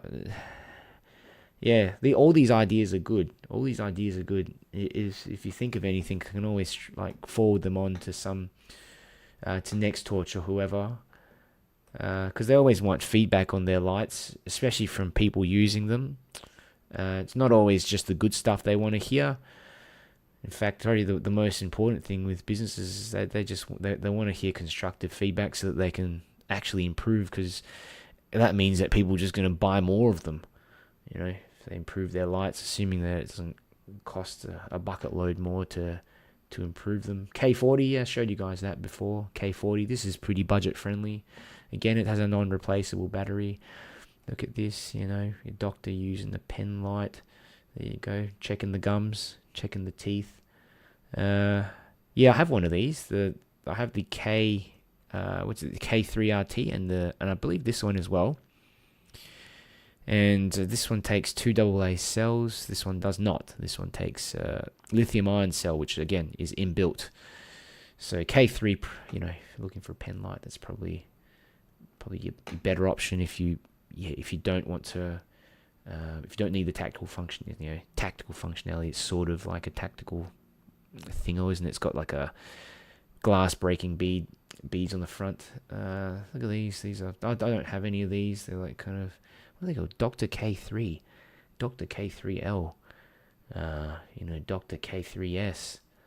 What is the difference? I have no clue. But they do have a difference. Probably some kind of difference. Nextorch is so specific with their lights and the functions of each one. It must be that German sort of culture getting into their lights. They're just so precise and methodical with things. And Army Tech as well, I find, like the UIs on some of their lights. I tell you what, like a lot going on there, but it also allows a lot of customization. Cultural, hey, doing cultural? Good to see ya. I've seen you comment in a bunch of my posts and videos. Yeah, I thought I'd go live and just talk a bit about this. One's been going on for quite a while actually. 1 hour 30. I didn't think I'd be here for this long, but talking about lights. I mean, I could just talk about this all day. It's like eating. It's like eating food. Which I have. Wild Captures says I've been messing around with the Convoy C8 Plus infrared light paired with infrared binoculars. I can spot wildlife at great distance without spooking them. Wow, that's awesome. How far can you actually see? Because like the C8 Plus IR light, that might be rated at how many meters? Like 700 meters maybe. And so at the 700 meters distance, do the binoculars kind of, is it able to harness that little bit of IR light that's still available and amplify that? I've never used, I don't have any IR binoculars. I would love a pair though. They're pretty pricey. Any kind of IR night vision type stuff is pretty expensive. I mean, all I can do, see some of the stuff they use in the military, like Gen 2. Don't know if they've got Gen 3 yet, but Gen 2 night vision, they're like $30,000 or something for a pair of those goggles. I mean, I'm not gonna be able to get one of those. Culture says it gets you started to appreciate simple UIs, easy to hand to people. Yeah, that's the thing. If you're gifting a light, especially, you want it to be able to be intuitive to use. For someone, you got to suit the you got to get that present suited to the person. Some people, they don't care about all the different functionalities. They just want it. They just want it to work. My mate's dad is like that. Saying gave him a light, just one switch, one button to turn it on and off. That's it. Cultural says, I've seen a lot of night vision and IR stuff, hidden algorithms lately. Oh, that's interesting. Yeah, there's this company called Infiniray, I think it is, and they have a little IR camera that that you can attach to your smartphone through USB-C, and it's the thing with all of these infrared cameras is that the actual resolution of the image is quite low, but I found that they might be able to use AI at some point to kind of upscale or enhance the vision somehow. There was another device that I saw recently that was like a night vision binoculars with AI functionality in it. Has some really interesting kind of great performance. I mean, for the price anyway. Cultural says, gave my mum an Olight pen light. Yeah, that's a safe option, isn't it? Like, if it's for your mum, you're not gonna give her we can give her like a Anduril FC13 and teach her all the, give her the chart, give her the Anduril chart with it, and stress her out. So just going through, just seeing what else they have. These are weapon lights. I don't know much about these. It's very hard in Australia to get a license. I've been down to a range a couple of times. But yeah, some of you might be interested in these. A bunch of you must be watching from the States at the moment. I think a lot of viewers to this afternoon from Australia, because it's like daytime here where I'm at. Wow, look at this!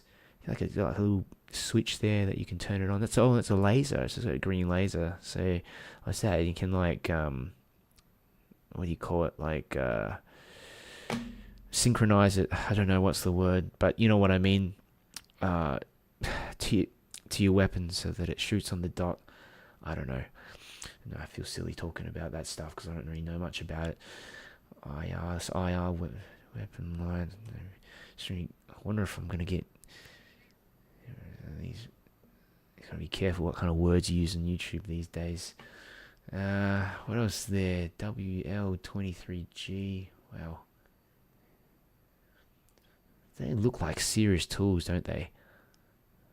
IR. So you could use that with your binoculars as well, I guess. Look at that. And, you know, like I said, Nextorch provide all these lights to law enforcement around Europe. And,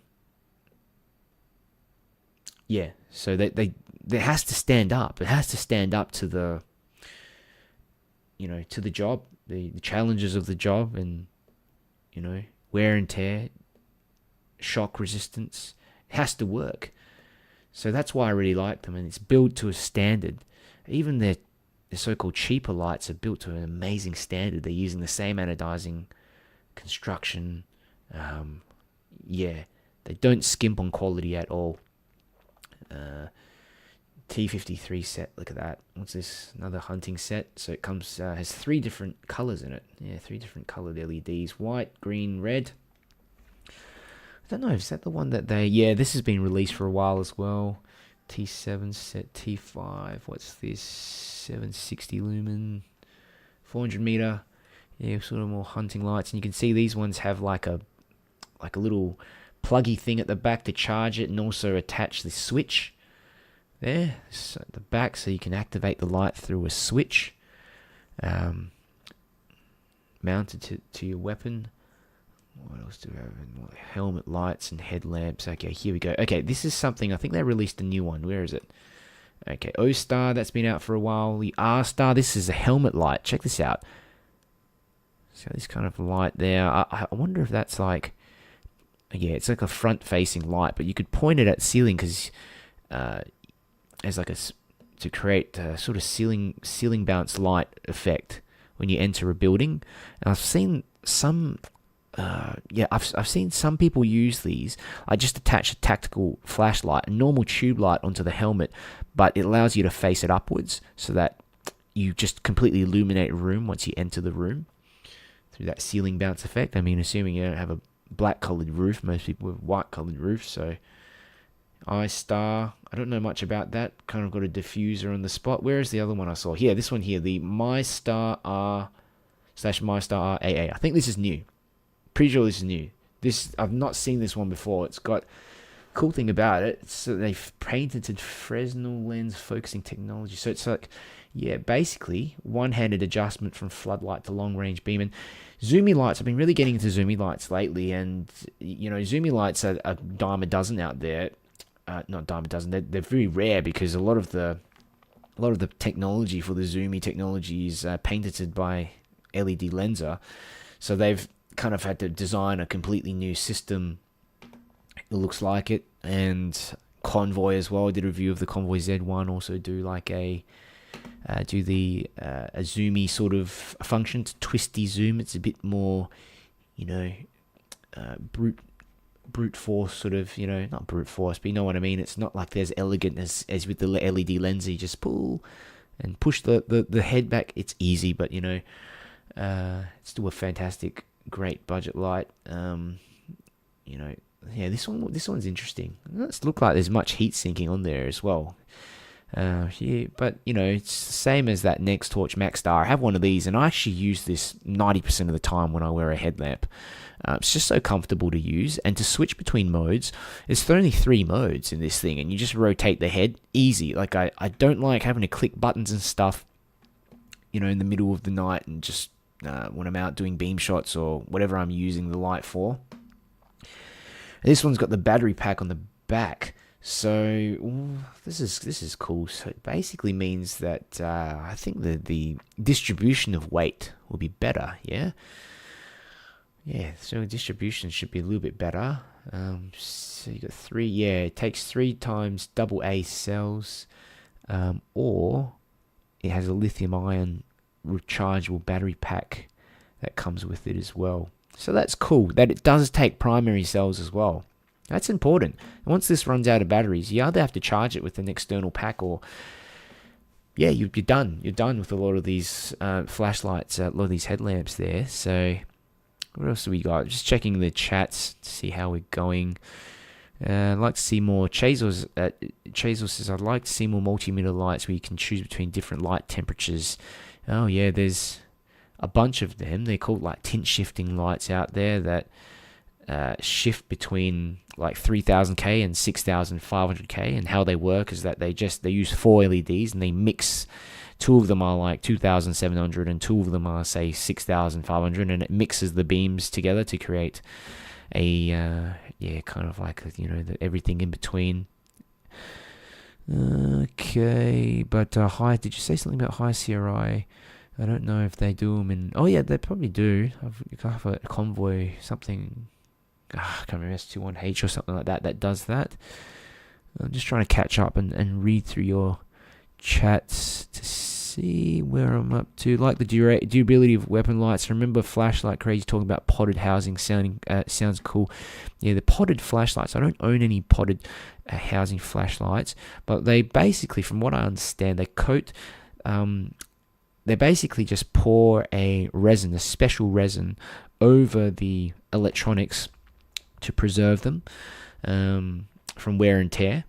And as a consequence as well, it also waterproofs the light. I remember when I was doing electronics, when I was, in school, one of the first things we do once we finished our circuit was that we just PVA glue over the top, which is kind of like a El Cheapo way to do it. And all those little tiny little circuits are still working, funny enough. But they're pretty simple ones.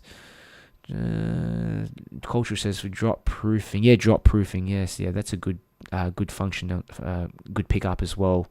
Yeah, because that resin's gonna insulate it from hits. And you need to buy a quality pen laser, something like a Sangwoo Guardian. We're not allowed to have anything here in Australia. And even with the Olight, and the Olight model I had, the Olight Arcfield, that I reviewed lately, the Arcfield Pro, has a weaker version of the laser than guys in the States get. They get like a 5 milliwatt. We get like a less than 1 milliwatt, I think 0.71 milliwatt laser in there.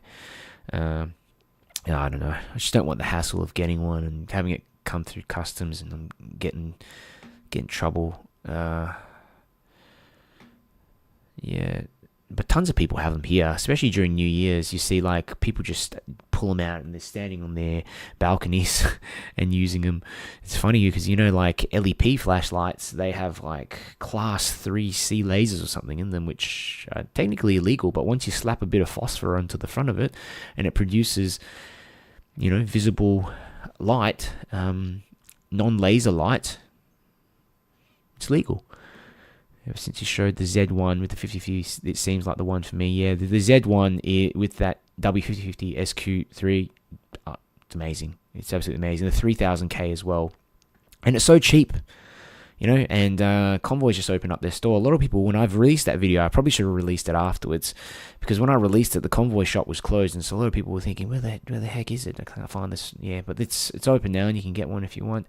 Just so big might wait a few months, see if Simon makes 18650 version.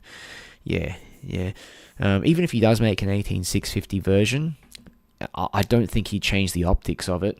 The Z1's been out for a very long time. It's been out for ages. I think like at least a couple of years.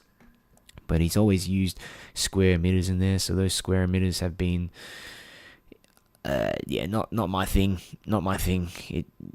Maybe it's an OCD thing or whatever, but squarish beam, and plus things like the LEDs like the SFT40. If you look very closely at the LED, it has, you can see the bond wires and little kind of connections between the dies.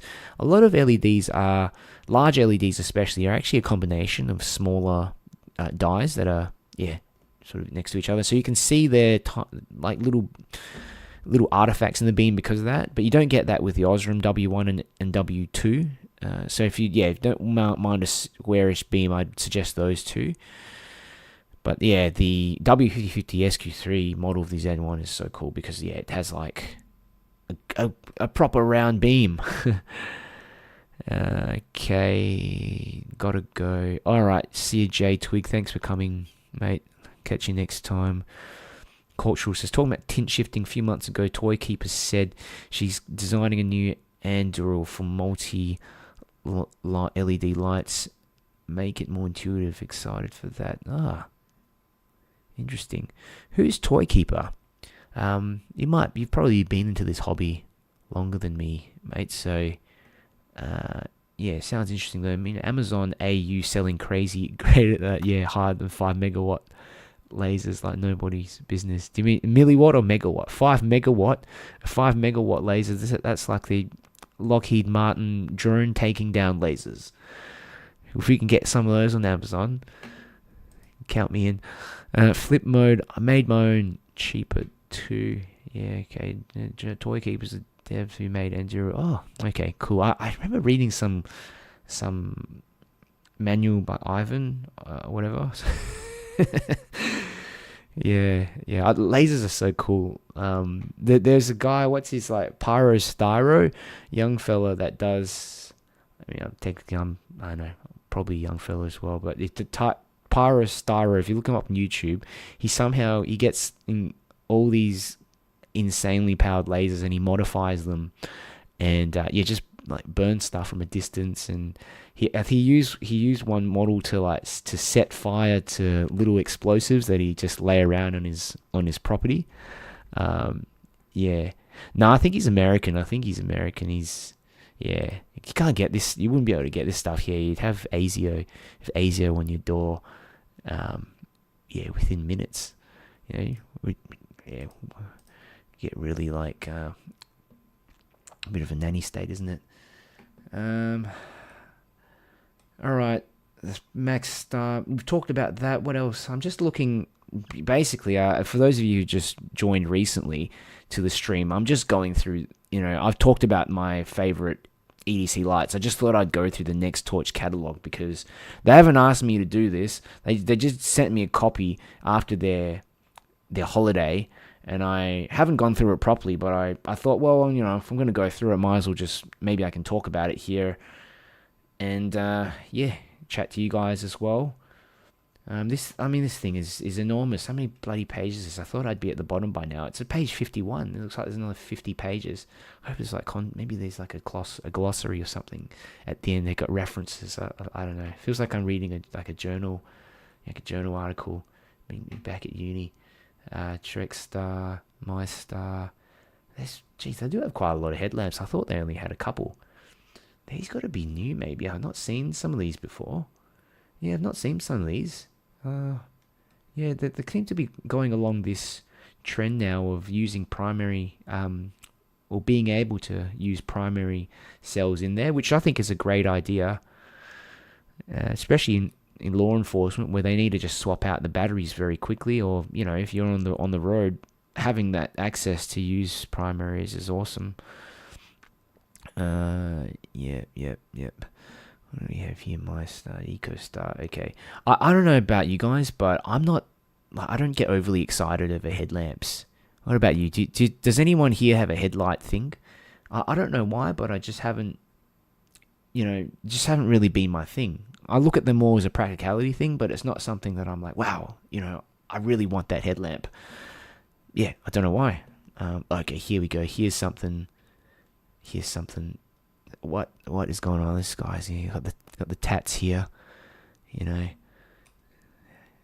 these two showing up at your door. Cultural when you order your 5 megawatt laser. From China or whatever. It's probably the only place you'd be able to get it from. And I don't know if it's impossible. The hand thrown 8,000 lumen. Oh, look at this ND30. I've heard about this thing. So this is like something that they give to their law enforcement guys. Tactical distraction device. 8,000 lumens. Christ, look at this, and it makes like noise as well. 100 decibels. So it's kind of like a flashbang, like a rechargeable flashbang. I wonder if I can get one of these. They don't sell them like directly on their website, I think. Well, I mean, even if you could get one, what are you going to use it for anyway? Like, maybe just piss off your friends. I don't know, scare your friends, scare the missus or the wife. I don't know. The other P86 that I have that has all these the 120 decibel whistle. I mean, it's like a nausea. It's nauseating. when I have it close to me, I feel like I'm gonna have a seizure or something. But tell you what, it does get attention. Wow, okay. I wonder what kind of battery it takes. So it's an 18650 cell. So this thing must be, gigantic. Yeah, where's the cell go? Behind it or something? Or just through the center? Okay, so it's 130 decibels and 100 decibels at 1 meter. Yeah, I wonder where the sound actually comes out from. What a cool little thing. P20, okay, shield light for those of you guys if you want to attach it to your, your home defense shields.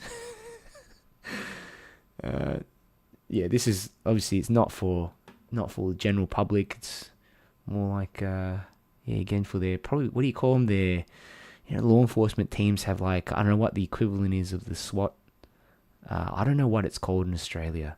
Called there something like tactical response team or something like that. Yeah. Wow. Multifunction signal lights. Okay, I have a bunch of these lights. Couple. Actually, no, I have two, but I lost one. Damn it. So I have this one. And it's kind of like a clip light, just almost like a headlamp, like a little headlamp that you carry. You put on your cap or something like that. Not like super high lumens. I have one. I used to have one of these as well. I really love this thing, but I lost it. I used to take this on me when I was bike rides, attach it to the back of my motorbike so that it'd make like a little flashing thingo or just like a light there as well. And yeah, let's have a look at the comments. Gonzalez SFT40 6500K got lots of compliments a couple of weekends ago.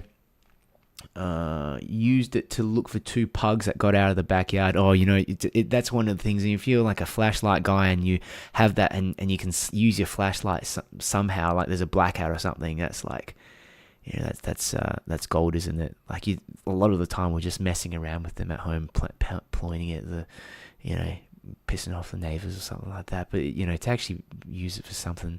For me anyway, like I'm just, I'm an everyday kind of enthusiast. Some of you guys definitely, I know there's a firefighter dude that watches my channel and, he's legitimately using it for a proper purpose. SFT40 6500K. Oh yeah, which light is that, Gonza? Which light with the SFT40? Oh, Z1. Okay, here we go. Yeah, the Z1. Daily driver is technically a headlamp. Always leave comments about my Workhorse HD15R, but I never used it as headlamp yet. Oh yeah, I think did you leave a comment about that culture? We were talking about you did a trip over to Poland. Was that you? I'm pretty sure that was you. We were talking a bit about Poland and how you had it while you were traveling and it had the red light and it was good for in the hostel and stuff at night time. Yeah, that's sweet. Yeah, okay. Oh, great. Yeah, I was thinking of the right person. Yeah, it's easy when you have a shorter username like that. I can recognize you. But I mean, truth be told, I don't get a whole lot of comments on my channel. It's still a pretty small channel, so I can actually I try to reply. If you look in the comments of all my videos, I actually reply personally to every comment. It takes me a crap load of time to do it, but if someone asks me a question, I really want to make the effort to get back to them and answer that, even if it means taking out a light from my storage and testing it out and just answering a question. It does bug me sometimes because I'm like, oh shit, it's like it's gonna take me a while to find it, this and that. But while I can and while the channel's pretty small at the moment, I'll do what I can because it's really just all because of your support, all of your with you guys and just watching my videos and chatting and interacting with me that I'm able to do this in the first place. So I feel very lucky. And you really appreciate it. I'm not really a super talkative guy, I think, in most parts of life. I do pipe up if I need to, but most of the time I probably err on the quiet side. If I don't need to say anything, especially when people are talking crap, I don't really bother that much. But yeah, when it's just me in a room with the camera, I almost feel like this need to fill the silence. Okay. Yeah, also have Riot Squad. Yeah, okay. Yeah. We saw a bit of that over in Victoria. Yeah. They also have SS in Australia. I know that. Yeah. Yeah, I don't know what they're... yeah, I don't know too much about them myself. Nothing diffuses situation more than being hit in the face with 50k candela. Yeah. Hey, that's the thing, if you were in, like, if you're not trained, I mean, I'm not a trained fighter. I've done a bit of boxing and just stuffing around. I'm nothing seriously. But if someone wanted to fight you or something and you had a high candela light on you, I mean, that would put them at a decent disadvantage. Like, if they're coming at you and you just shine that light in their face, I mean, even if you don't hit them back or something, or you just run off, they're going to be stunned for like 5 seconds or something like that, not sure where you've run off to. So, that's why I really like high candela lights. If you're getting one for self-defense sort of purposes. The storm we had on the 13th, almost whole of Melbourne power outage. Damn, do you live a little bit further out? Yeah, it was okay. It's okay for me, but I had a bunch of mates that were also out of power. Which reminds me as well, I started a podcast, a flashlight podcast with Tim McMahon, one of my mates, Tim McMahon, also from Melbourne. You can search it up on YouTube. It's called Flashlight Fanatics Podcast. There's no one really watching it at the moment. I think we've got like 10 subscribers or something like that. But if you want to check it out, we talked a bit about that power outage, that Melbourne power outage, and some tips. Mainly Tim was just sharing his tips on generators, and what do we talk about? All kinds of stuff, like water purification tablets, stuff like that as well. But yeah, it's a new little project that I want to work on with Tim. I've always wanted to work on projects, some kind of project with other people, things like YouTube. And I'm an artist, and I have a separate channel as well. But all of this stuff I usually just do on my own, and it's I don't know. I think I really just want to work with more people, and it's just more fun. And sometimes it can get difficult to motivate yourself when you're alone and doing stuff by yourself. This chat and just streaming, that's why also I really love streaming, because I can talk to you guys, and it's so refreshing. It's fun to actually get to meet you all, and because a lot of the time, man, I'm just in my room with this dumb camera just pointed down, and I'm just filming videos, and it's very isolating. So I really hope to try to make more streams. But I, maybe get to the point a bit quicker at the start of the stream. I tend to get distracted and just talk a lot about different stuff, unrelated at times. All the benefits of having it while traveling. Yeah, that's sweet. Yeah, that red light. And also, it has so many LEDs in it, cultural. What's your favorite green LED flashlight?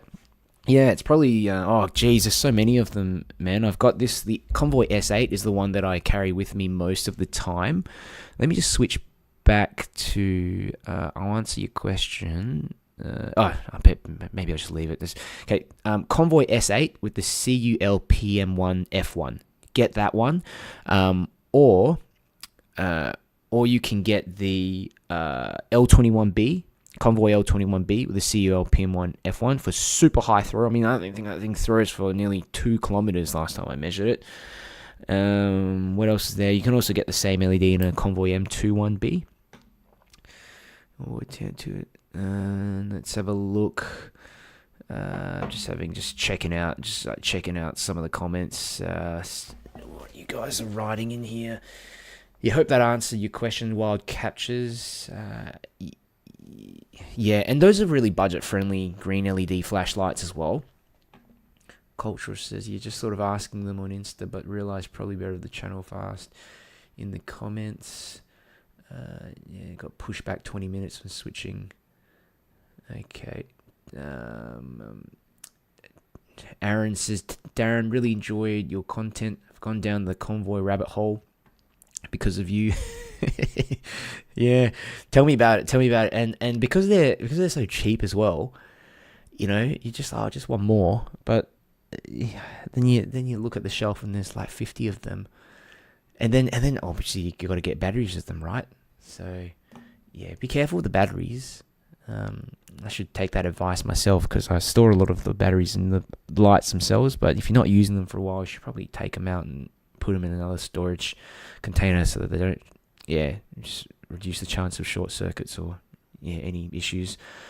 Cultural says there's a video on YouTube that covers flashlight defense. Might have been Flashlight Crazy. It's more momentary, reposition, and counter. That's cool. I reckon I should talk about this. I should maybe chat to Nextorch a bit about this and get some of their stuff from their law enforcement people, how they use their lights. Momentary reposition and counter. Yeah, no, that makes sense. That makes sense. But yeah, I mean, in a situation, self-defense situation, I mean, just having that light on you, because we are so reliant on our vision.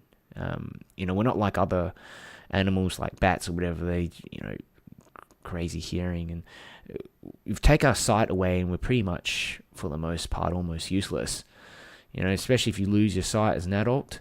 So if you imagine just, having someone just blinded, they're just going to be punching around in all directions, and you might be able to get away, or you will be able to get away pretty quick. Rooftop Korean's asking, is that a doxy on your YouTube banner pic? What's a doxy? YouTube banner pic, doxy. Oh, you mean the dog? The dog. No, that's it's what's it called? Dachshund. It's not my Dachshund though. It's my sister's Dachshund. He stole her for the banner pic. I use that more for my like watercolor channel. People keeps the ladies happy when they see it. 2 kilometers, holy, yeah, I think around 2 kilometers. Check my review video. I'm pretty sure it's at least 1.5 kilometers I measured with the thing. Might be 1.6 kilometers, yeah. Which is crazy for like a normal LED flashlight. An LEP flashlight, or is already around that same. A lot more expensive, obviously. Lots of batteries, yeah, tons of batteries, yeah. Oh yeah, I know what you're saying. Yeah, cultural. Forgot the YouTube channel starts with W. Yeah, it's like Weerapat Tamandrong or something. Like Thai people have really, really long names. I have a couple of Thai friends, and yeah, they often just use like a shortened version of it, or they'll have like if it's really here in Australia, they'll just use like an Aussie sort of name instead. But yeah, they have insanely long names. Test Flashlights, yeah, I know him. Yeah, I've seen his videos as well. Yeah, he makes so many videos. That guy. I make lots of videos as well, but a lot of mine are just like the beam shot videos, just cuts of my main ones. But that guy just seems to make flashlight videos every day. I'm trying to make more quality videos, which means maybe getting some help with editing or improving my editing skills. Editing is not something I really enjoy, but I'm trying to get better at it still. Doxy is the name for Dachshund, yeah. So, yeah, obviously it's not mine because, yeah, I don't know. Dachshund. German word. Do you have a dog yourself? I really like dogs. I love dogs, and I also like children. I've got lots of little cousins and nephews and stuff like that, or little nephews and nieces. But like, I think the commitment of, I still want to travel. I still want to do stuff, and just like, having to find someone to babysit the dog and stuff like that kind of turns me against that. But of course. Yeah, maybe one day. I live in an apartment as well, so it's kind of tricky with a dog, especially when you're renting. Okie dokie, let's have a look. Let's go through the rest of this. I thought that I'd be at the end of this thing already, but we're going on. Look at this. So I've got this one here. It's a light band you put on your wrist. Warning bracelet. If you're jogging, or it flashes red and blue. If you want to imitate the police, which you shouldn't do. Attract attention, I suppose, if you need to in an emergency. UT41. Yeah, UT41. Yeah, this is the one that I lost. I don't know. I don't know if someone pinched this off my bag. I doubt it. I think I just clipped it onto. See, I clipped it onto my bag, and usually it's fine. But maybe I was just, I don't know. It fell off or something. I really like this thing. Look at it. It produces like all different colors of light. Separate LEDs for each light. It's not just filters. They're actually proper LEDs that produce that wavelength of light. Infrared light. It produces infrared light, which is super cool. You can put some, in training exercises, how they use this is that they stick it onto the helmets and then put on the infrared light, or they put on other lights to differentiate between teams.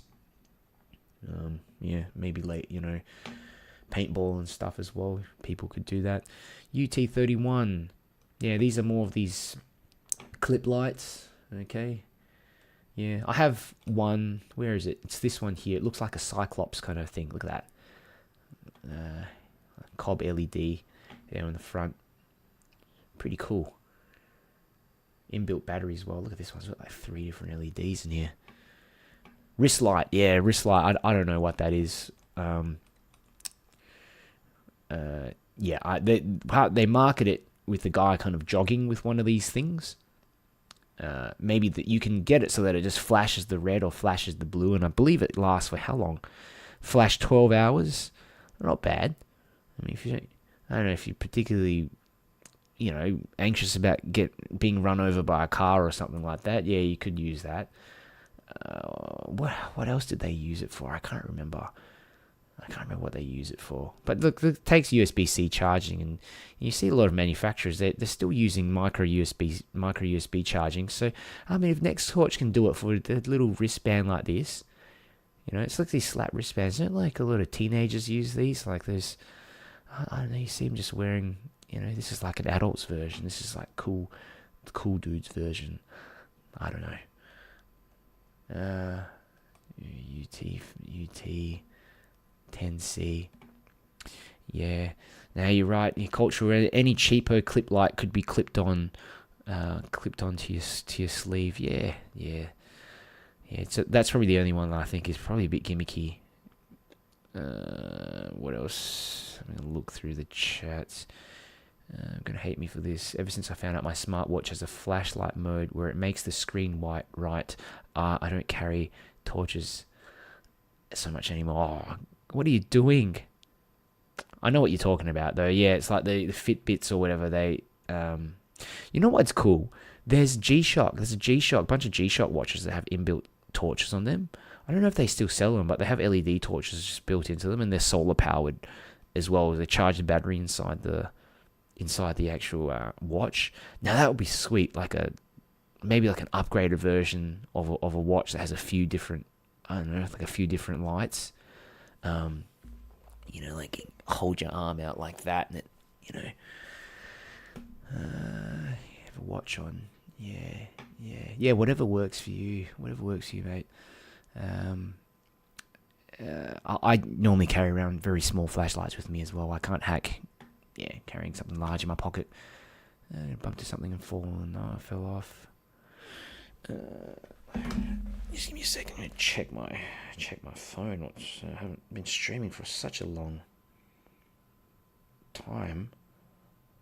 I have not checked my messages for a bit, which is actually a good thing. On my phone too much. Yep. Let's tell what they got here. Yeah, so the glow tube. That's interesting. I don't know what I've heard of these before. Glow tube, AAA IR. Yeah. What are these used for? It's like a multi-purpose light. Can them connect onto helmets as well? I'll have to look into these a little bit more. Glow tubes, a personal signal light conceived by Dave Kessel and Leighton Louis, 1996, after a scuba dive. Oh, so it's like it could be used for scuba diving as well. Yeah, it must be like a flashy kind of thing. Yeah, but scuba diving, that means it must have really good water resistance to be able to withstand those pressure. The pressure also says law following amongst military, law enforcement, and adventure sport types. Yeah. Well, these are cool. I like them. I don't know how I'll use it myself, but yeah.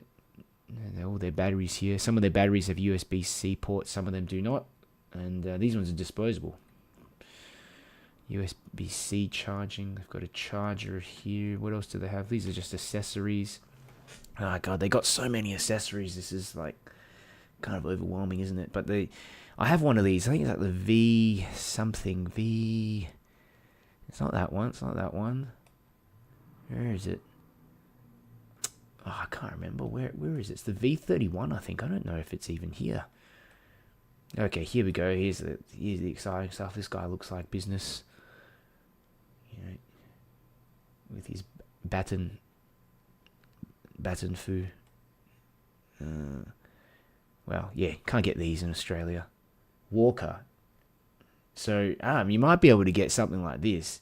And if it's marketed as like a, I don't know, like, well, it is a baton actually. If it's marketed as like a walking stick or something like that, you might be able to get away with it. But if you press a button, I'm pretty sure when you press the button, the things just shoot out like nuts.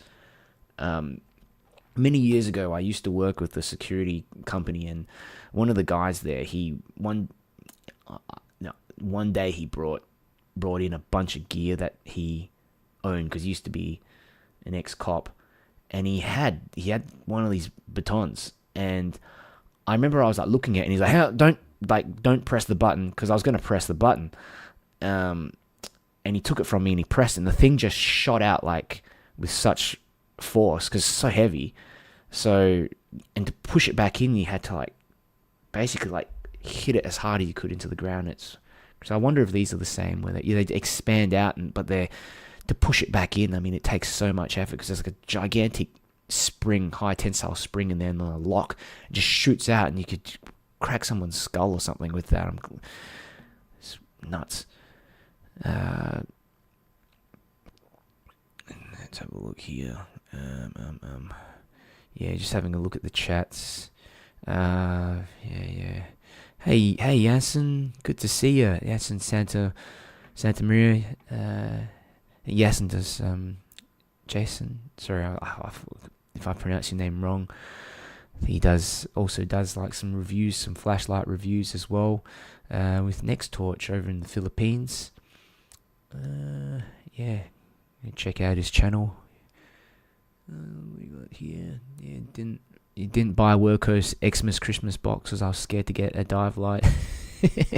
Yeah, well, look, the Workhorse WK20S, have one of those, and it's a really cool light. The walls are super thick, and it throws like quite a distance, I think like 500-600 meters, I believe.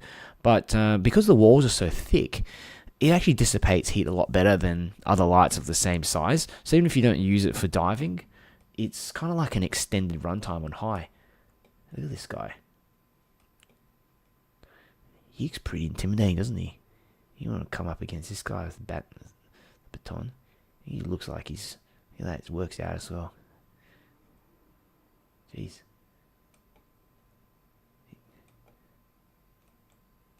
39-inch baton. What? Look at that.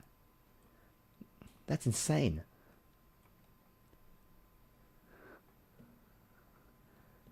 Walker. Yeah. But obviously, like, these are not available to the public. Not here in Australia, anyway. Oh, these ones look like they have like a light on the end of it. An extendable baton. Yeah. Here's all the holsters. I have one of these polymer holsters. I don't know if it's still here. I think it's a V31. I can't spot it, but it looks something similar to that. Very durable. Made of polyamide as well, which is I think I'm pretty sure Kevlar is a type of polyamide, so very tough. Handcuffs. Okay, there you go.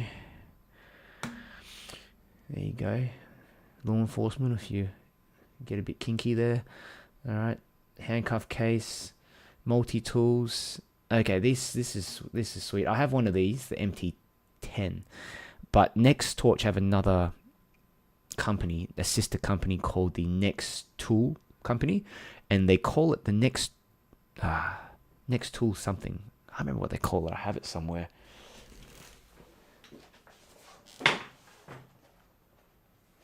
There it is.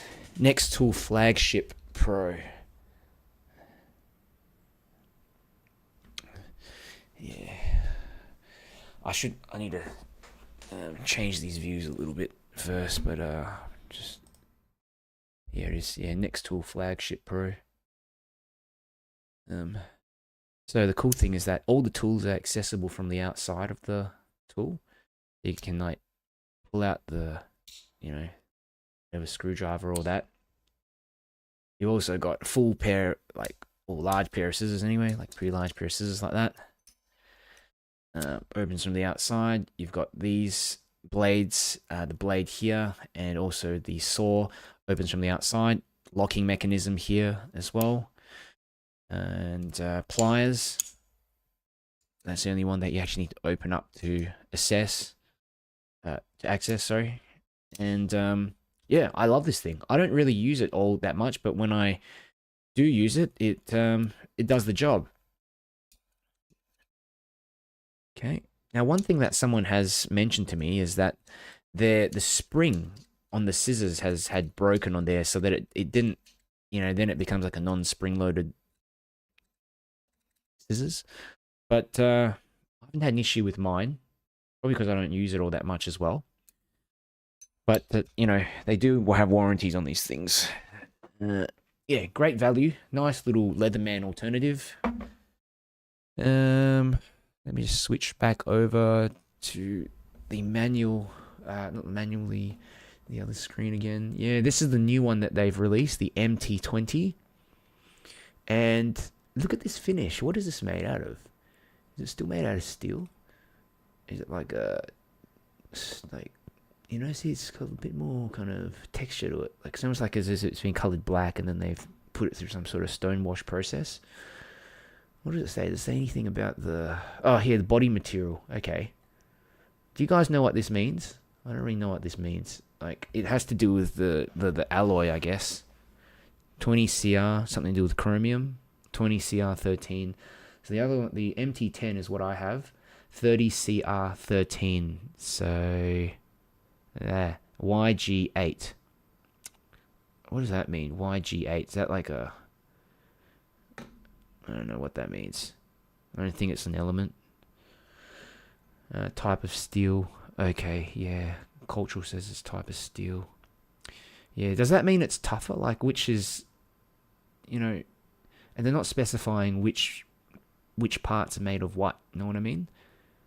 There's that one here. Pliers. Oh, okay, yeah, pliers... doesn't say, like, on this one it says the pliers jaws are 30CR13. Blade material 50CR15 MOV. Yeah.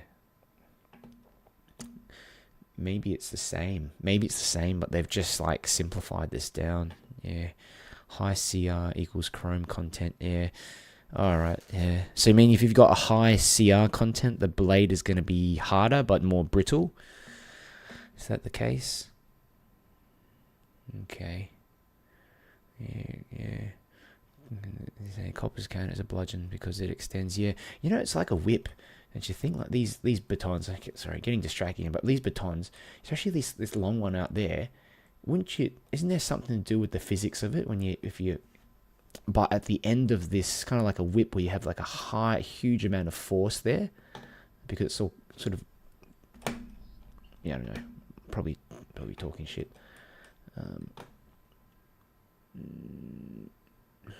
Roxxon is my favorite brand. I've never heard of Roxxon before. I'll have a look at that. Cultural. I haven't heard of that. Yeah, CR30 is stronger. Okay, force multiplier. Yeah, no, you're right. Yeah, force multiplier. Yep.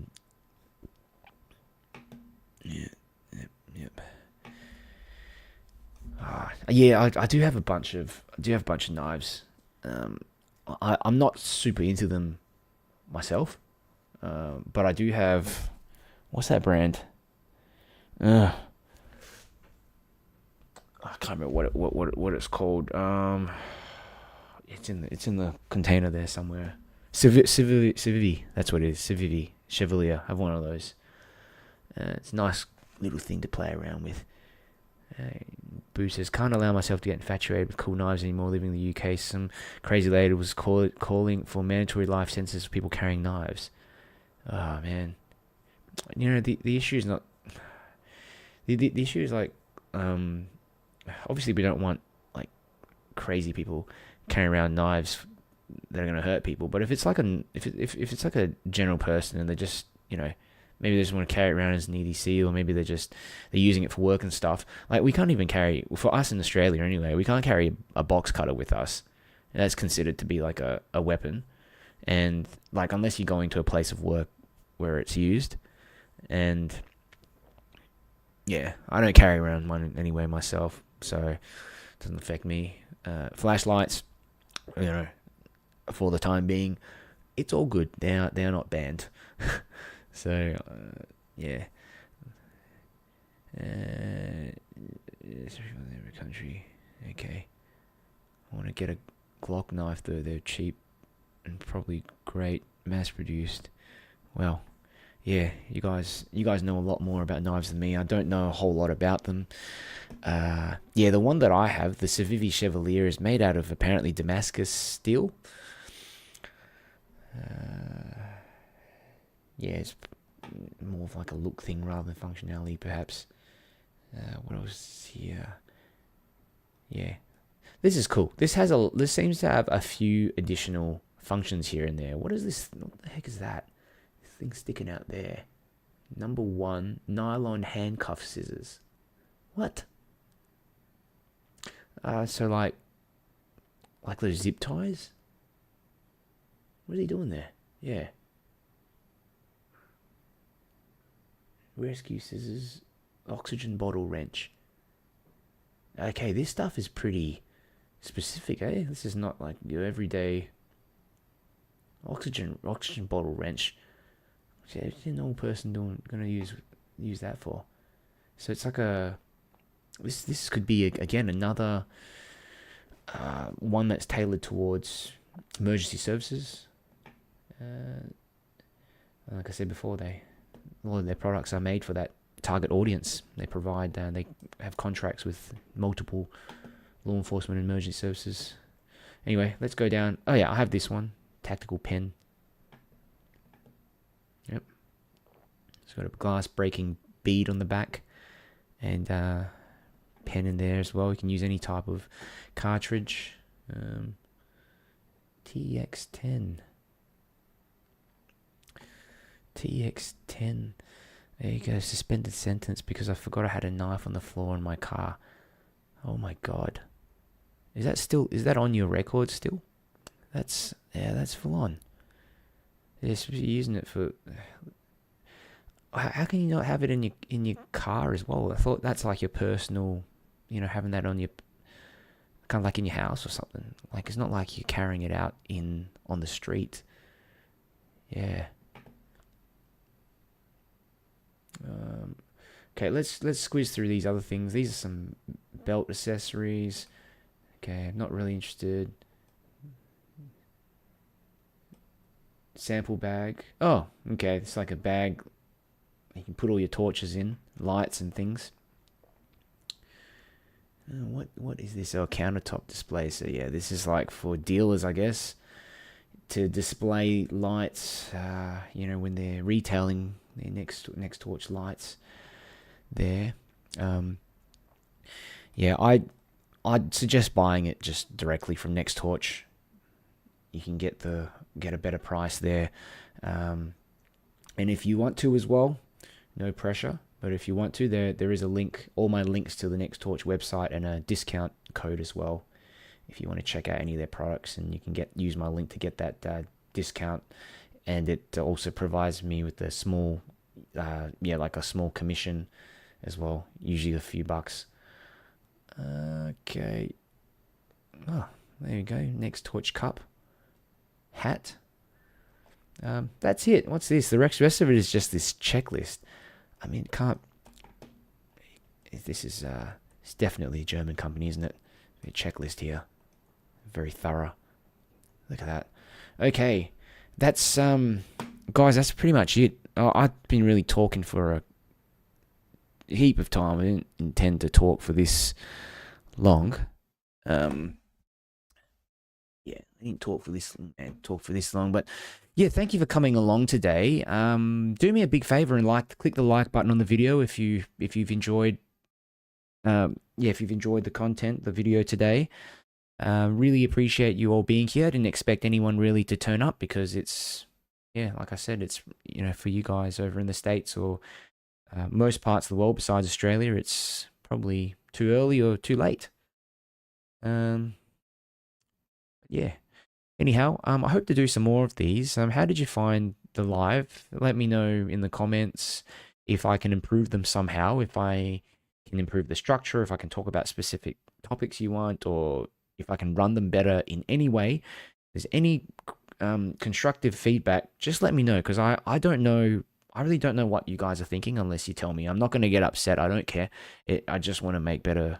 Just want to make better videos. So, it would be nice one day maybe to have some guests on as well. And yeah, and again, yeah, just like I said, I've started a little podcast, flashlight podcast with my mate Tim McMahon.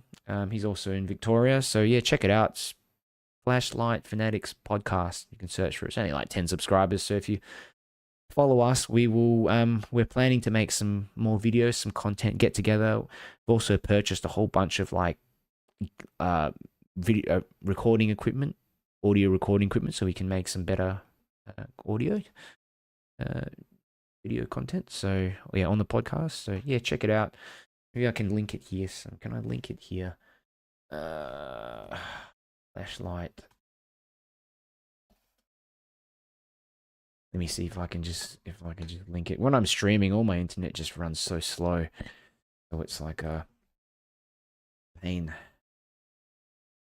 Flashlight Fanatics podcast. Yeah, it's a pain to sort of search stuff up on the side because it takes like a whole bunch of stuff. Thank you, Flip Mode. Thank you for coming along, mate. It says videos very handy. Keep up the good work. Thanks. And yeah, it's been really great to have you guys here and support as well. I feel really really lucky to be able to do this. Really appreciate it. Boo, thank you. And blindly browsing for lights and was glad to hear someone who knows this stuff. Yeah, yep. Yeah, look, I try my best to give you guys the best recommendations I can and learn more as well. Chazor saying, love the videos, mate. Perhaps dedicated live FAQ or AMA in the near future. Yeah, sure. You mean like a you mean like you guys want to come on like on a video as well, or just like in the chats, same like this, but it's just talking about, ask me any questions and stuff like that. Yeah, hopefully I don't say anything that gets me into trouble. Yeah, sometimes just gap on a bit. Andy, thank you. Thank you, Andy. Good stuff, Darren. Keep up the good work, enjoying your videos. Thank you, Andy. Thanks for your support. I think did you comment on one of my videos recently? I think you wrote something cheeky there. What'd you say? I think it was you. Just saying something about. Yeah, you're cracking some joke at me, I think. Yeah, it's me. Anyway, good to see you. Thank you for coming along. Chat sounds safer. Yeah, I think being on video, it took me a long time to get comfortable with it, and I still don't 100% feel comfortable on video. But if I don't do it, I think people just wonder who the hell is this guy. And if I'm recommending stuff as well and sharing stuff, I'd prefer that it comes from that the source that it comes from, because I mean, that's like me. When I watch anything, I want to know about the person, what they're about, and put a face behind what I actually say. But it sometimes this YouTube stuff does get to me. To hear that I do get some weird comments, and I do get some people just saying like horrible stuff sometimes. It doesn't happen all that often. It does happen every now and then. I just delete it. I don't really interact with that. But that's one of the negatives of doing this sort of online stuff. You and on the one side you can reach more people, but on the other side it also your privacy, you sort of give up that privacy, and people can just anonymous people can just send you all kinds of crap, and it used to really get to me. Now not so much, not so much. I just delete things if there's anything that really means stuff that comes through. I think usually if I don't like something, I just like don't watch it. But yeah, great suggestion. Set up the camera at the 200-meter mark, showing the light at a distance. Oh yeah, that Tim and I won't want to do that. We want to set up our actual podcast. Maybe we want to do a live setup outside, and hopefully the laptop and the internet doesn't conk out. But we'll set it up live and chat while we're doing beam shots with a nice sort of background. Got to find time for us to do it though. People with family commitments and all that kind of stuff. I don't really have much myself, to be honest. But yeah, general flashlight FAQ, same as this, but maybe gathering common questions from comments. Yeah, that's good. Yeah, maybe like general comments as well. I was thinking maybe to reach more people who don't know about flashlights, but are just curious about it. Thank you, Boo. And Jesse Ryan says, love your vids. Make a video nerding out on batteries. Discuss capacity versus discharge. I think that would be a good informative video. I think I need Tim to come along for that one. He's like he's smart, that guy. If you've heard my mate Tim McMahon, you check out his channel as well. Just search Tim McMahon on YouTube, Tim McMahon Flashlights. You see his channel. He's like a very technical sort of person, and I mean, just the stuff he talks about sometimes, like I don't know what you're talking about. Goes over the top of my head. Would you please show the lights before you do beam shots? Half me to put beam to light. Yeah, show the lights before you do beam shots. Oh, yeah. Are you talking about some of my videos? Some of my videos, they are just cuts of my other videos, of my like longer videos, and so that's why they just have the beam shots at the end, but they don't have the actual light at the front. Maybe I could edit the video. Tell you what, I might edit the video a little bit so that it maybe shows the beam shots, the actual light for 5 to 10 seconds, the last part of the video, and then include the beam shots at the end. Yeah. So those beam shots that I do yeah, like I said, they're just cuts of the long videos. But next time, what I'll do, I'll try to remember. I'll write this down actually. Is just leave a bit of the end part of the video in there so that so you can see what the light actually looks like before I do the beam shot. That's a really good idea. I'll write that down, CB. Okay. Okay. I think that is. I think that might be it. I'm gonna end the stream, guys. Thank you so much for coming along, and I will see you all.